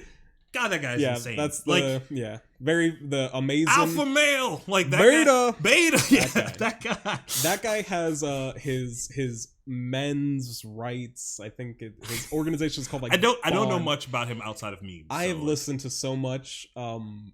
of his content, and it is some of the scariest shit I ever heard in my life. It's so fucking wild. But that's because for some reason I torture myself with just listening to shit I hate. Yeah. But it's not a bad thing though. No, I think you should cut it off. The steel. Yeah, you should cut cut it off at a certain point. When it starts to become like this cloud. I go home and I'm like, Morgan, Jesse Lee Peterson put up a fucking bit. She's like, I don't give a shit. But he has an organization he calls Bond. Okay. I think it's the Brotherhood Organization of New Destiny. Acronyms. I hate acronyms. Well, it's fine because the words don't even mean any. New Destiny, whatever. Jesus Christ. But he has like basically a men's retreat. Okay. And he puts like VODs not a bad thing in theory. Not at all. From him, but not in general. No. But he puts like VODs up on YouTube from when he has like his gatherings or whatever the fuck, or his retreats where like they have men on and they have like panels where they like talk to people, they like interview people, and they interview people that are in the military, and they interview people that are literally white nationalists, and they interview all sorts of crazy people. And I remember watching at one point where they had on a comedian. I don't remember his name, but they had on a comedian, and this guy went on stage and he was giving his jokes, and his jokes were basically they weren't even listen, we're talking real low effort. They weren't even like jokes. He was basically just saying stuff and people would laugh. And he would talk about how homosexuality is degenerate, these people are children of Satan, that women are weak, that obviously women need men, that men are the head of the households, that's in the Bible. And as he's giving point by point, this whole crowd of people would laugh. And it's really, again, I'm not saying this one thing is like, I've decided how I feel about this. But at that moment, you really think about like, what a person finds humorous is really deep-seated in the things they already think. And your experiences, whether it be common experiences with the people making the jokes or common opinions with people making jokes, like those things can influence what you think is funny a lot. That's why like people like Dane Cook are so funny, or people say he's so funny, because he talks about normal shit, and people love hearing normal shit. People love hearing like, oh yeah, like that's something funny, or that's something absurd in my normal life. And I think a lot of that is where it's like yeah, I think some people react negatively to hearing people make jokes where the joke isn't something that comes from an experience. The joke is something that's just the existence of this thing is funny. Yeah. But I mean, it's humor, so sometimes you just take the microphone and you fart in it and people laugh. Some people like that. People love it. I'm not one of those people. No, me neither. I'll pass on that one. Yeah. No Dane Cook for me. Yeah, I haven't really paid much attention to Dane Cook. Yeah, he kind of, I think he died. He didn't die. He did die. Might as well. I saw him on like a Joe Rogan podcast at some point. He might as well have died. I guess it's not, he doesn't do like normal comedy. It's more of like It's got a brand. Well, no, not Dane Cook. I was trying to Anthony Jeselnik. I don't know if you've heard of that guy. No. God, he's so good. Like he's the guy that's like, he will make a joke about dead babies and people will die laughing. Like he just has he has the Mitch Hedberg kind of like delivery where it's just like, I'm gonna say this thing. Some people are just good at delivering. Yeah, jokes. he's really good. It doesn't even matter what you're saying. And honestly, like absurdism is humor. That's exactly like where he saying comes from. crazy shit in crazy ways. Some people, for some people, that alone is just funny. Just hearing crazy things in situations you don't expect them to. I'm about to give up on this camera because it keeps. It connects to my Wi-Fi. The Wi-Fi then it lets me control my computer, but for whatever reason it keeps disconnecting from said Wi-Fi. I don't know. I'm over it. It's on the wide shot. Yeah. So yeah. Did you want another thing of water? Because I would like to get into video games for a second. Yeah. Maybe like 30 minutes or so. Run it. Sure. I've just recently taken this whole dive into like indie world. You seem to be a lot more like, I love it. There was a point in time where I was like all for it too. We talked about this on the podcast. And, Michael Coleman, that's the name of the YouTube channel. Go check it out. There it is. Subscribe, comment, the bell, Patreon link. Yeah, I wish they would have one. But it was right around the time of Undertale. Was when I was just like, sayonara, I'm done. I want anything to do with indie games. You guys are all the laziest people I've ever seen in my entire life. I want nothing. Just the one dude making the game. Yeah, like, you fucking lazy ass. Lazy piece of shit. Well, just like, I haven't slept in 4 days. Like, you remember that video? I was talking about the fall of Fallout 76. Yeah. There's the part where like Todd Howard keeps going, "We're gonna need." Like, I'm just imagining that. It's just me yelling at this one dude making this game. I'm gonna need a full 3D open world. Can you not do that, you lazy fuck?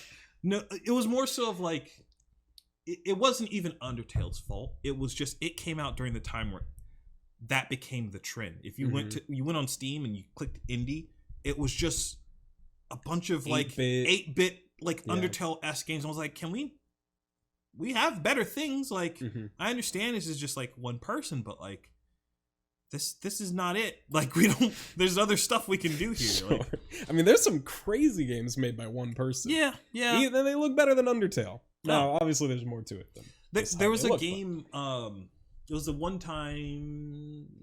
first time I had an indie developer come into my stream while I was streaming their game. Oh, that sounds really fucking cool. It was very dope. Oh, that sounds so cool. It was called Angels Fall First. It was literally Star Citizen before Star Citizen came out, where it was like you had your ships and you fly around space, and then you could get on a jump ship thing off of the main ship, fly, bore into the side of like an enemy ship, jump on their ship, go in there and do stuff. It was cool. Good. Like, I was like, this game's dope.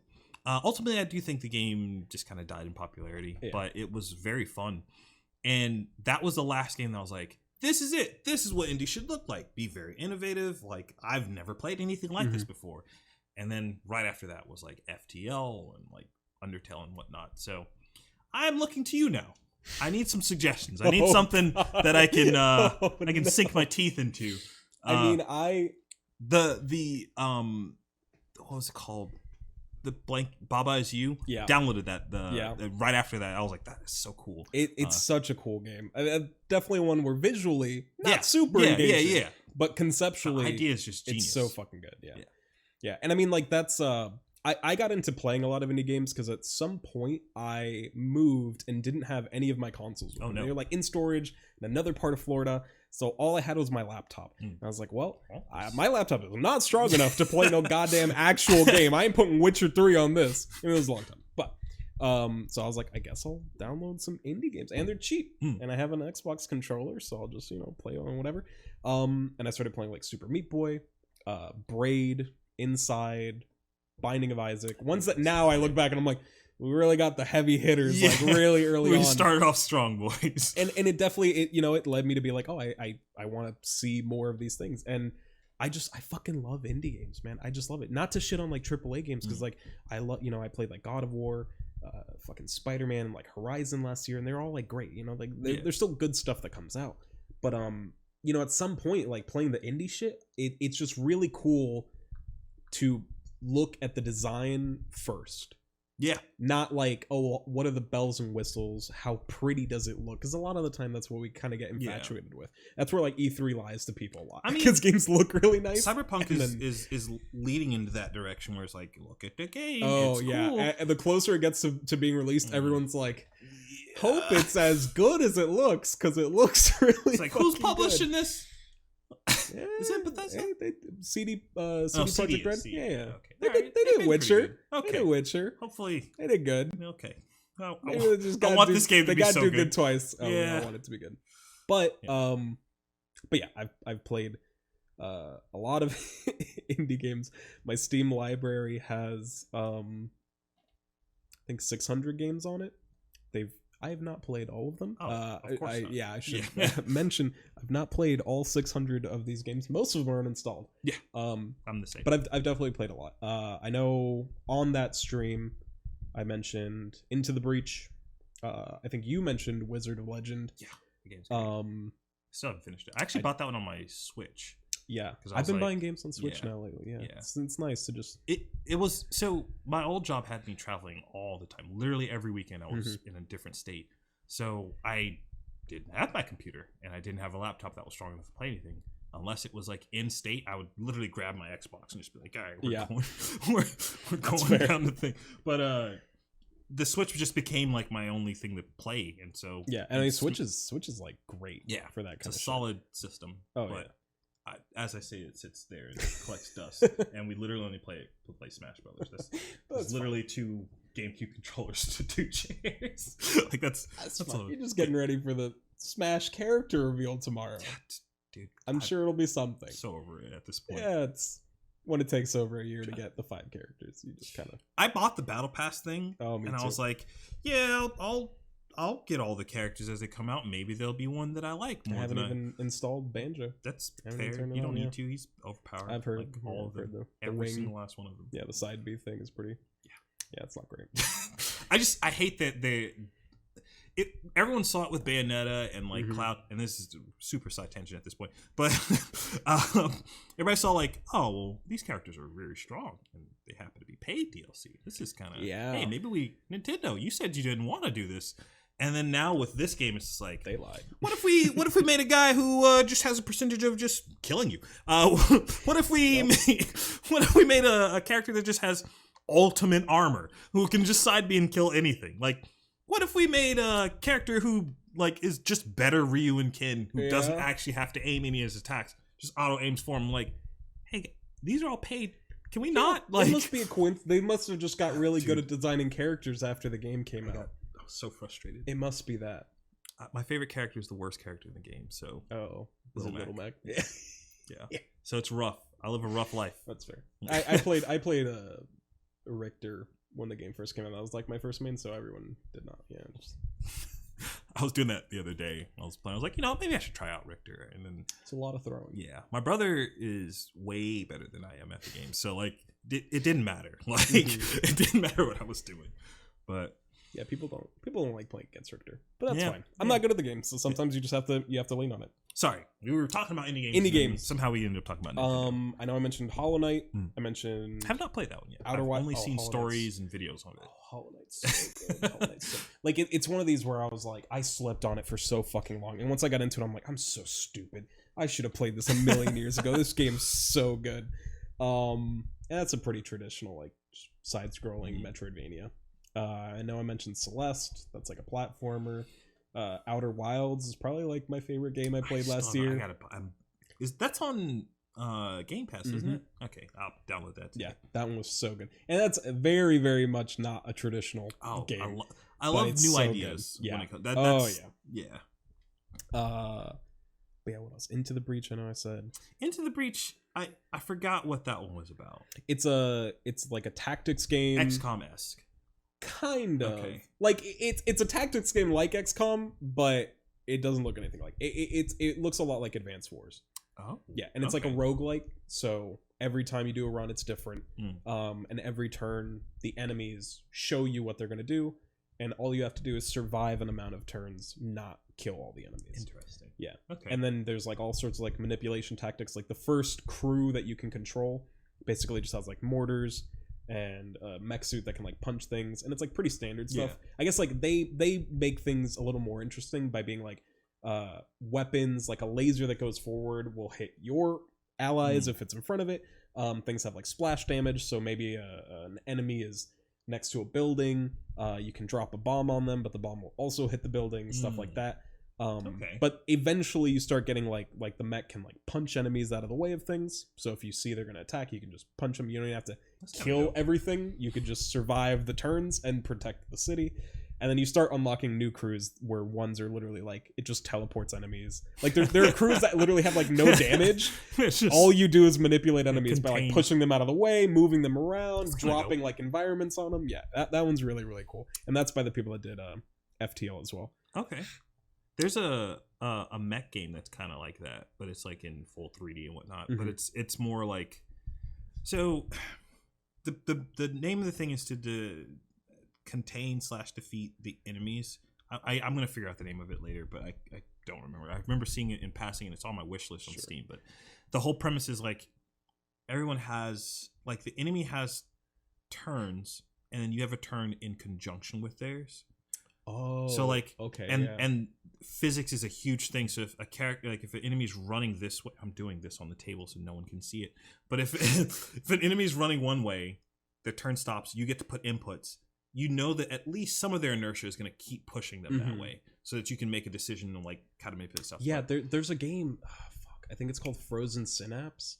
That's like it's kind of like a football game. It's like a sport. It's like a fantasy sport game. That's dope. But both players take their turns simultaneously. And so you fun. like you both put in your turns, and then your team will like do what they have to do on the at the same time. Guessing, like, so you have to guess like, are they gonna try to go this way, and should I intercept them, or do they think I'm gonna do that and I should actually go this way? I like that a lot. That one's very, very cool. Yeah, the sort of symmetrical turn taking for a game like that is really fucking cool.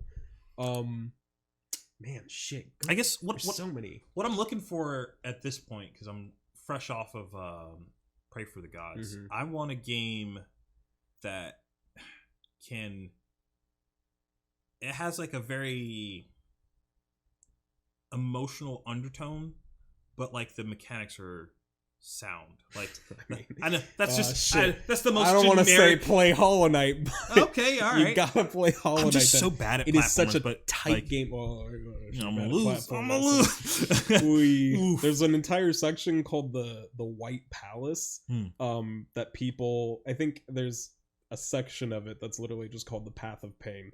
That's like nice. You know, buzzsaws, spikes, all that. But you don't have to do that. You don't have to do that. You can do the other stuff. But Hollow Knight, it plays super well. The controls are like really, really tight, and just like that world and that environment is like so interesting. It's so charming. Like it's one of those like getting into that game is one of those experiences where I'm like, I remember why I like playing video games. It's for stuff like this. A lot of games I kind of like. Just kind of like my eyes fucking fog up. Yeah. It's like I played the game and I finished it. But Hollow Knight was just like super, super. Do you think that knowing the end of that game would ruin it for me? I've seen so many videos on this game, so I'm very. I know the beats. It would ruin it. Obviously, like with everything, discovery can be part of the experience if it means something to you. Like there's people that they're like, I can watch a movie and enjoy it if I know what happens. Movies I think I can do because they're very passive. The problem I have with games is if I know the beats. Sometimes the game can just be boring to me, I guess. Right. So I'm like, and this that's isn't fair. surprising. I know. Fuck. Like, there's a game that uses one of the coolest, one of the most interesting uses of controls to convey emotion that I've ever played.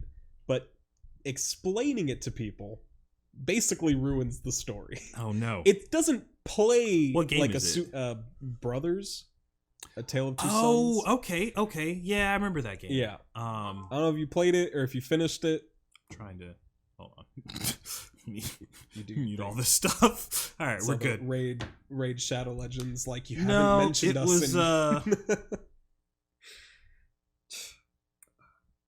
YouTube video that I turned the bell on, like they told me to. Like you should do for like this, by the do. way. It's not annoying. It's Do it. not, yeah, it's totally fine. You won't have moments like this. But yeah, Brothers is a big one. But I can't. Fucking sucks. I can't talk about it. I don't think I've ruined seen the ending of that game. Oddly, I've seen a lot of like top you can be a dick moments in a video game, and there's that stuff in it where like there's the little girl with the ball and you just take it and throw it in the well like a dick. Like sometimes you just got to do it. Yeah. I mean, do you? No. Do you care? No. Do you care to hear? Yeah.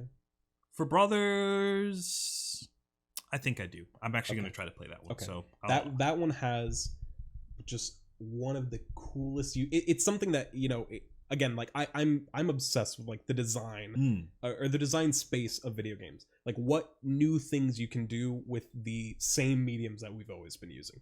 Obviously, people go into like VR, motion control, but like how can we make a game like Baba Is You? How can we take something so simple that we've all interacted with and change it fundamentally?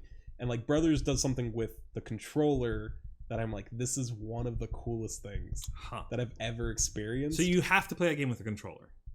Not necessarily, but I played it with a controller, and it sort of resonated a lot with a controller. But I guess you'll have to play it, and then I'll let me know.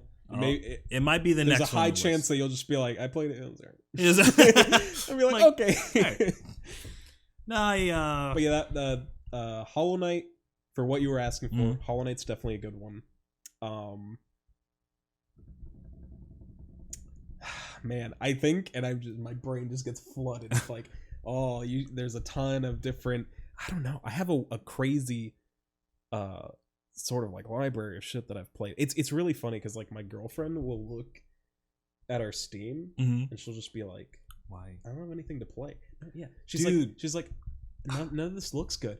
And to me, I'm like, what? There's everything. There's fucking fantasy, like sport games. There's like first person shooters. There's RPGs. There's like top down RPGs. There's like fucking game where you control a sheep and change the language of the game. There's everything. But she's like, yeah, but it's all fucking weird shit. She's not wrong. It's a lot of weird shit. And a lot of shit that you just have to kind of just jump into. I mean, I played in December, I played like the most games in a month that I played for like as long as I could think, and I was keeping track. I was like, what have I played this year? I played Hellblade, which is another. I mean, that was fucking amazing. I played Hellblade. I played like again last year, like Horizon, God of War, Spider-Man, like a bunch of fucking God tier ones, Sekiro. Still don't play that. And I play like little things too, like Guacamelee. I think I mentioned before. Play that when it first came out with some friends. A game called Minute. I don't know if you've seen that one. That one's a pretty fun one. It's not very long. No, I mean, it's called Minute. I've seen it, but I don't think I've played it. That one's literally you pick up a sword, and the sword curses you to die every 60 seconds. But anything that you do in the 60 seconds stays.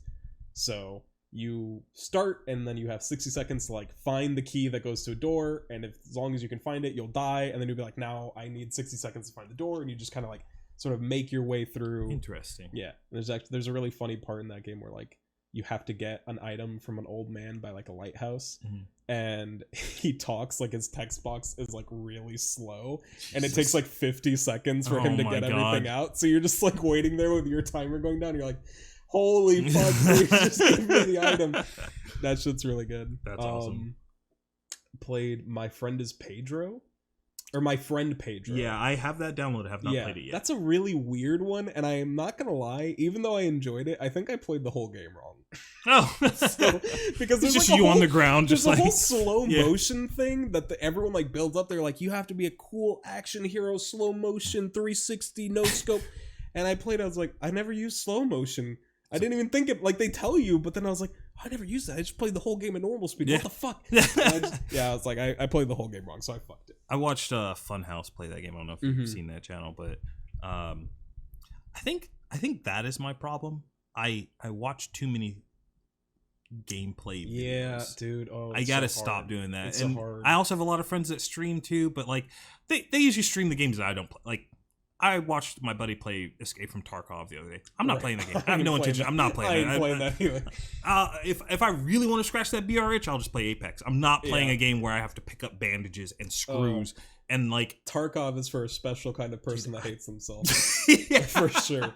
There's literally no enjoyment. I was like, how is this fun? Every time I've watched people play, I watch Dr. Disrespect play. I'm just like, you've walked for the past 20 minutes and not seen a person. Yeah, people talk about like PUBG doing nothing and getting to the end, but Tarkov is like, this is terrible. I don't want to find anybody. Jesus Please leave me alone Christ, for an hour so I can just scavenge things and then go home. That's not fun to me. That game's not. Yeah, that's not a great one. I don't know.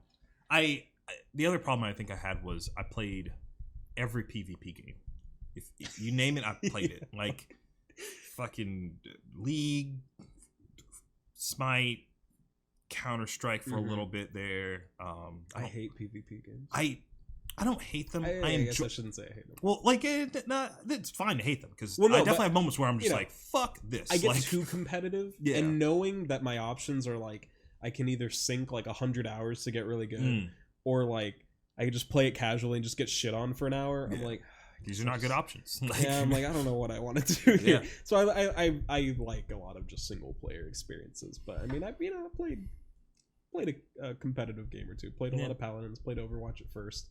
Overwatch that's the only thing my girlfriend plays. So she's like, if I even wanted to play Overwatch, I just match up with people that are level like 900 and just get like obliterated. He's like, it's platinum terrible. Or diamond or some shit. I'm bronze. Yeah. So I'm like, she definitely got me to the. I'm like, oh, I didn't know that the banner changes that many times. What the fuck? Cool. All right. Yeah. That's nice. So that's one. Might be silver now, actually. I don't know. I haven't played Overwatch in a while. Yeah, Overwatch's not. I played a lot of Destiny too. They force you to do PvP. So I could not get into that game. The moment that I realized, this was my life for a long time.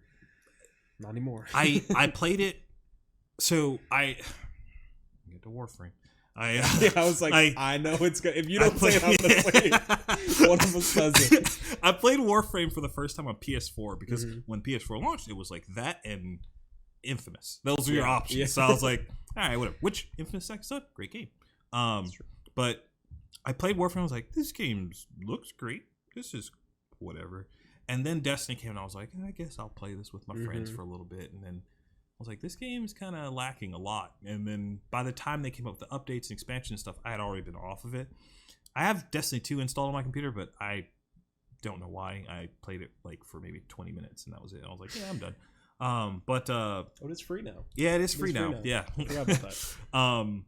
And then in that time where I stopped playing Destiny 1, I rediscovered Warframe, and I was just like, well, this is the perfect game. That is the exact, like almost the exact experience I had. Well, I played Destiny pretty fucking hardcore for like 3 years, but in a space between content drops in Destiny, I was like, oh, let me try out Warframe again. I had first tried it out like when it first came out. I was like, ooh, this game's rough. There's like nothing to do. They like every 15 minutes, they just ask for my credit card number. I have to hit X. And I'm like, no, I don't want to pay for anything. But then when I got back into it after a ton of changes, after a ton of reworks, I was like, wow, this is really cool. And then it was just this thing where I was like, I just want to go home and play Warframe. Yep. And it's hilarious because like of the 3 starting frames, at least from when I played the Excalibur, Mag, and Volt, I picked Excalibur. Big shock. Yeah. And at where like right now I have every frame in the game except one prime frame that I haven't built. But I have the parts. Prime? I don't. Well, okay. I don't count Excalibur Prime. I'm just saying, if not counting Excalibur, I don't have it either. I'm not okay. Because that would be. I don't have that. But not counting him, I have like I've collected all the other ones and I've farmed for plat and I've done all that other shit. And And when I check my stats, Excalibur's still my highest played frame. Jesus Christ. Because how much time it took to start getting the other ones and how much better Excalibur was than everyone else. Even though I have literally, we're like, oh, there's like 50 other Warframes that I've played with. He's still like, oh, he played half the game with Excalibur, so it doesn't matter. I'm like, shit, you're right. Even now, I can't play the game at the same like length that I used to. Mm-hmm. Like I'll hop on because they launched this big new update. Which have you played? Imperium? Yeah, with the ships. Yeah. I haven't touched it yet. It's pretty fucking good. I'll give you that. It's Warframe is the kind of game that I actually hate right now. Yeah, because like come on back. They're like they're these massive like time consuming games. Where I'm just like, holy fuck, dude! When I start playing Warframe again, like I'm dropping a couple hundred. For sure. Hours, dollars, who knows? Probably both. 100 something's coming. Oh man. So I've waited. I've been hitting a lot of the shit on my Steam library. We're gonna keep getting some more out. I'm playing like the Link's Awakening on Switch right now, and The Messenger. That's a pretty good indie game. Messenger. Yeah, it's like Ninja Gaiden almost. Oh. Yeah, that's The Witness. The Witness. Yeah. Okay. The Messenger is a weird title, but it's like Ninja Gaiden. You play as a ninja, and it's like you first half of the game, it's like levels, so you just go from start to finish. There's a boss. You just sort of go your way through, and there's caves, forest, mountains, ice area, whatever. And then like halfway into the game, they do like some crazy genre switch where it just becomes like a Metroidvania, where like your area is now like you get a map and you can go to any of the regions that you had been at, and they've all been altered and they all have secret paths now. And it's super fucking cool. That game's been really cool. It's also really hard, but okay, that's whatever, it just happens. And then now if people are like, oh, play this game, there's no combat, I'm like, okay. And they're like, play this game, you'll die 1,000 times. Okay, I guess we'll play it too. I stayed away from those games for a long time. The new Star Wars game was the thing that was like, maybe these games aren't so bad, but I've also heard like that's a very easy version of those games. So like I've definitely played some that were infuriating. I mean, the one that I mentioned the last time, Celeste, that, I mean, again, the whole point of that game is that you play as a character that's struggling to complete something. They want to get there. The game's very, very difficult. But it depends on the game for how frustrating it is to fail. If the game's like force you to lose a ton of time and makes you feel like impatient, obviously it's really difficult. But if you die and you're just back in, it's pretty easy to just try again and again and again. Because I played Celeste, Super Meat Boy.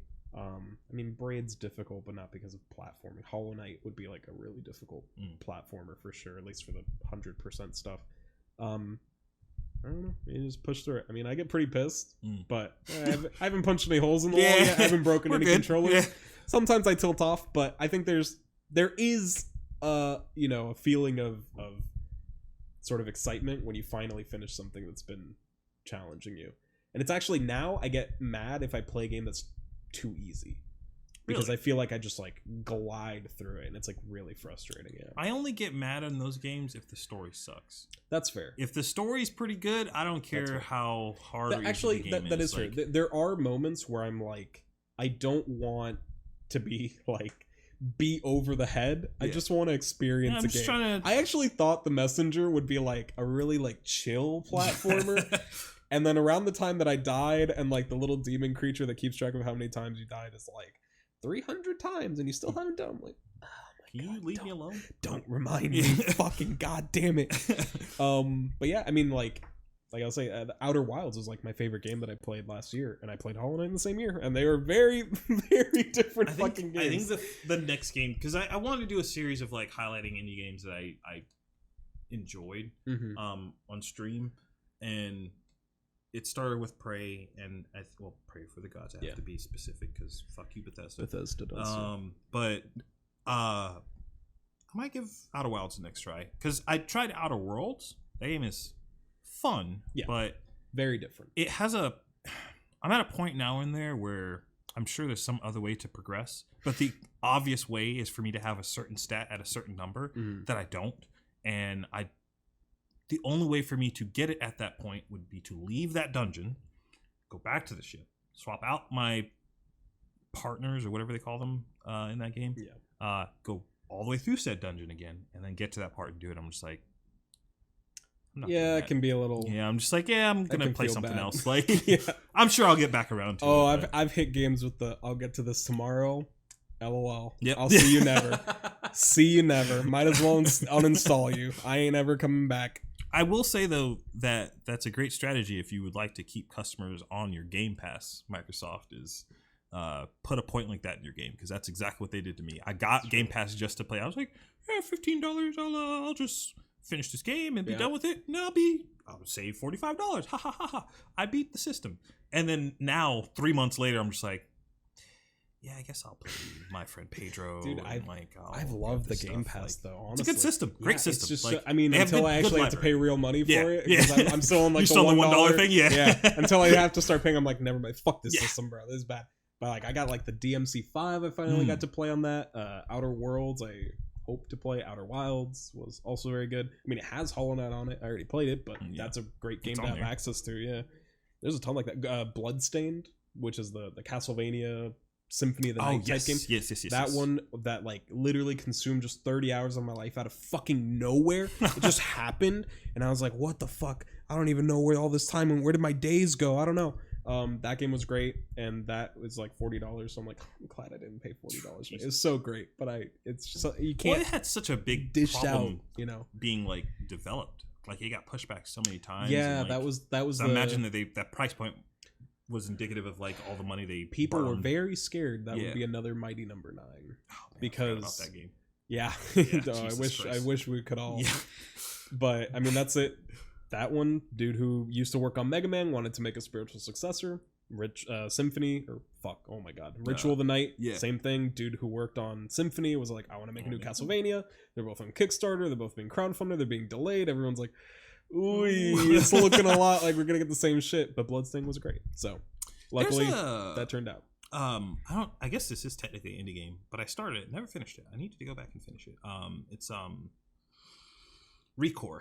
I don't know if you remember that game. Yeah. Oh my god, you want to talk about I'll get to this tomorrow. I was just playing that game and then it crashed. And I was like, no! I guess I'm done for today. And I never touched it again. And it was just one crash. Yeah. Like I could have just turned it back on, but I was like, I've been playing for like 2 hours. I'll just put it down, and I never fucking touched it again. I got to the point where I was like, this is just like Legend of Zelda. And I was like, this is kind of cool. And then ended that stream. And then the next stream I was like, I'll play some Warframe. Like that game was still giving me fucking motion sickness. Really? It was weird, yeah. Because the way the combat works is very weird. It's like auto targeting, a lot of snapping around, and like I don't know, maybe it's because I don't have the Xbox Pro or some shit, but the frames felt weird, and I was like, this is weird to look at. I don't know, but it was cool. I mean, it's a cool game. I like games that feel like very like arcadey. Yeah, I feel like you can jump and dash, and you just feel definitely really in control. Yeah, because as much as I like the Uncharted type games, because they feel real and they feel like you're playing a movie or whatever the fuck, like. Dude, if I am going forward and I try to go back and my character has to do a whole like, like, oh my God. Out. I want him to teleport backwards and just respond to my controls. And Recore is kind of actually don't think I really care for those games, like the Uncharted, Last of Us kind of things. Last of Us was good. It had great multiplayer. I know that. Now that's a hot take. You're like, Last of Us? Good multiplayer. Single player was fun. I get it. Like the story was great, and I respect it for that. But like the game itself, to me, was more of like I would have much rather watch a movie of this than play through it. That's fair. That's fair. I do think there's something to be said of like if a game is, maybe I'm not gonna say like one is better than the other. But I really like, and this is kind of like what I was talking about Celeste.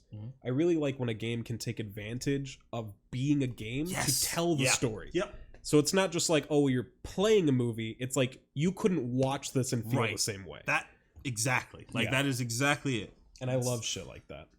And I think Outer Wilds. God, Wilds. Yeah. Kind of that sense of discovery that comes from that game, because it's all personal. You could never replicate that by watching it. You would just see people do stuff, but feeling like those seeing those things click and be like, oh, I know what I have to do now. I know where I have to go. Like that sense of like actually genuinely figuring something out that's not explicitly told to you. Like you barely get that nowadays. So I love shit like that. How are you on like 3D platformers? Like what? Like Banjo, Ukulele. I just said the same game twice. Yeah, I know. I guess this isn't even really a true 3D platformer. There's a game that I love to death, but I can't replay it. It's like Portal level, like good. It's called Dead Core. If you have not tried it, I would implore you to give it a shot. I was gonna say if you play Dead Core, I'll play Outer Wilds, and then we can reconvene and then like discuss Dead stuff. Core. But okay. Think of like Portal 2 meets Mirror's Edge. Like it's the best way I can compare it. It is phenomenal, like really good. And there's it's long enough that like you really every time you finish a level, you get a sense of just like, holy shit, I just finished this thing. Like, and then like you move on to the next thing, you're pumped for like what's the next thing they're gonna throw at me. And like some of it's not always like a puzzle to figure out. Sometimes it's like just down to timing. Like it's like, okay, run on this wall, jump over here, change that thing. I love stuff like that. Like it's so I love if you give me a platformer that has like really tight controls. Yeah. And then you give me a section that's just like a fucking minute straight of just nonstop like crazy ass platforming. I love that. That literally happened. I was playing The Messenger yesterday, and normally they're like small screens and it's just like beat the screen, beat the enemies, whatever. And they gave me this section where it's like, lava at the bottom and it's rising, and it's just platforming up the entire time. Dude. And I was like, oh, this feels so fucking good. That honestly, shot at EA. That's what sucked about Mirror's Edge 2. You didn't do that. Did you play those two? Have you played? Yeah. I was so upset about that game. I was looking forward because Mirror's Edge 1 is the first Mirror's Edge. Good. It's so good. And it's just different. You're like, oh, finally something like really cool. Yeah. Nothing like that. Oh, the next one will be just as good. You're like, nah. Maybe not. What if she can't do half of the stuff she did in the first one? There's actually, I know I guess I mentioned a lot of fucking games last time. But on the other podcast, I'd mentioned Ori and the Blind Forest. I don't know if you played that. I haven't. Okay. I've played it, but I've run that on a lot of games. Yeah. I've run a lot of. I've played enough. I played so back in my old YouTube channel. I had a buddy. You know David Carmona. Yeah. He used to be a part of that old channel, and we did a whole synopsis of that entire game, but he played it and I watched him play it, and I played it a little bit in my off time, but I never really got past the first couple of levels. Sure. But he went all the way through and he loved it. And that game was so it was one that another that I've heard of so much and I never played, and I played it in December, and I was like, oh my god, it's so fucking good. And it's a pretty traditional platformer for the beginning. I mean, obviously you're saying you saw, where, it's just the normal jumping or whatever. And the moment you get, I'm trying to think of what the name of the ability is, but I think it's like Slam or something like that. Bash. Okay. Where you can freeze time on a projectile. Oh, and then bounce to a different direction and shoot it. And you're just like, I can do anything. When that happens, it's actually crazy to me, because I'm playing this game and I'm like, oh, it's like a normal Metroidvania platformer. It's cute, whatever. And when I get that, I'm like, this is such a fucking game changer that I can't believe this is not the main mechanic of this game. Because you go from entering an area and being like, how do I jump around the enemies, to being the enemies are speed boosts. Yeah. And everything changes. And there's an escape sequence from one of the dungeons where you just have to the water's rising and you're just bashing off of everything, just dashing and shooting projectiles back at enemies, and it's such a cool fucking sequence, and I'm like, man, this is really fucking good right here. I love that shit. That sold the whole game for me. Playing before that, I was like, it's okay, and then I got that ability, I was like, oh, this is so good. I love that shit. But I like tight, responsive platformers. Yeah, I don't know. There's I have the same problem you do with a huge Steam library, but yeah, a lot of choices, too many choices sometimes. I think we're almost at the 3-hour mark. Sure. So we should probably cut it at this point. That's fine. I don't know if you have anything you want to shout out. I know both myself and Michael have been make a YouTube channel. But Well, I have a YouTube.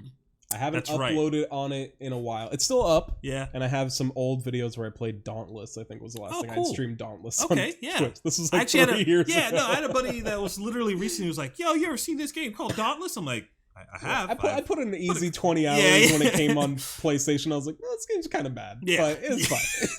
it's Is gotten it worse better. Monster Hunter? Maybe. It's gotten better, but it's definitely not.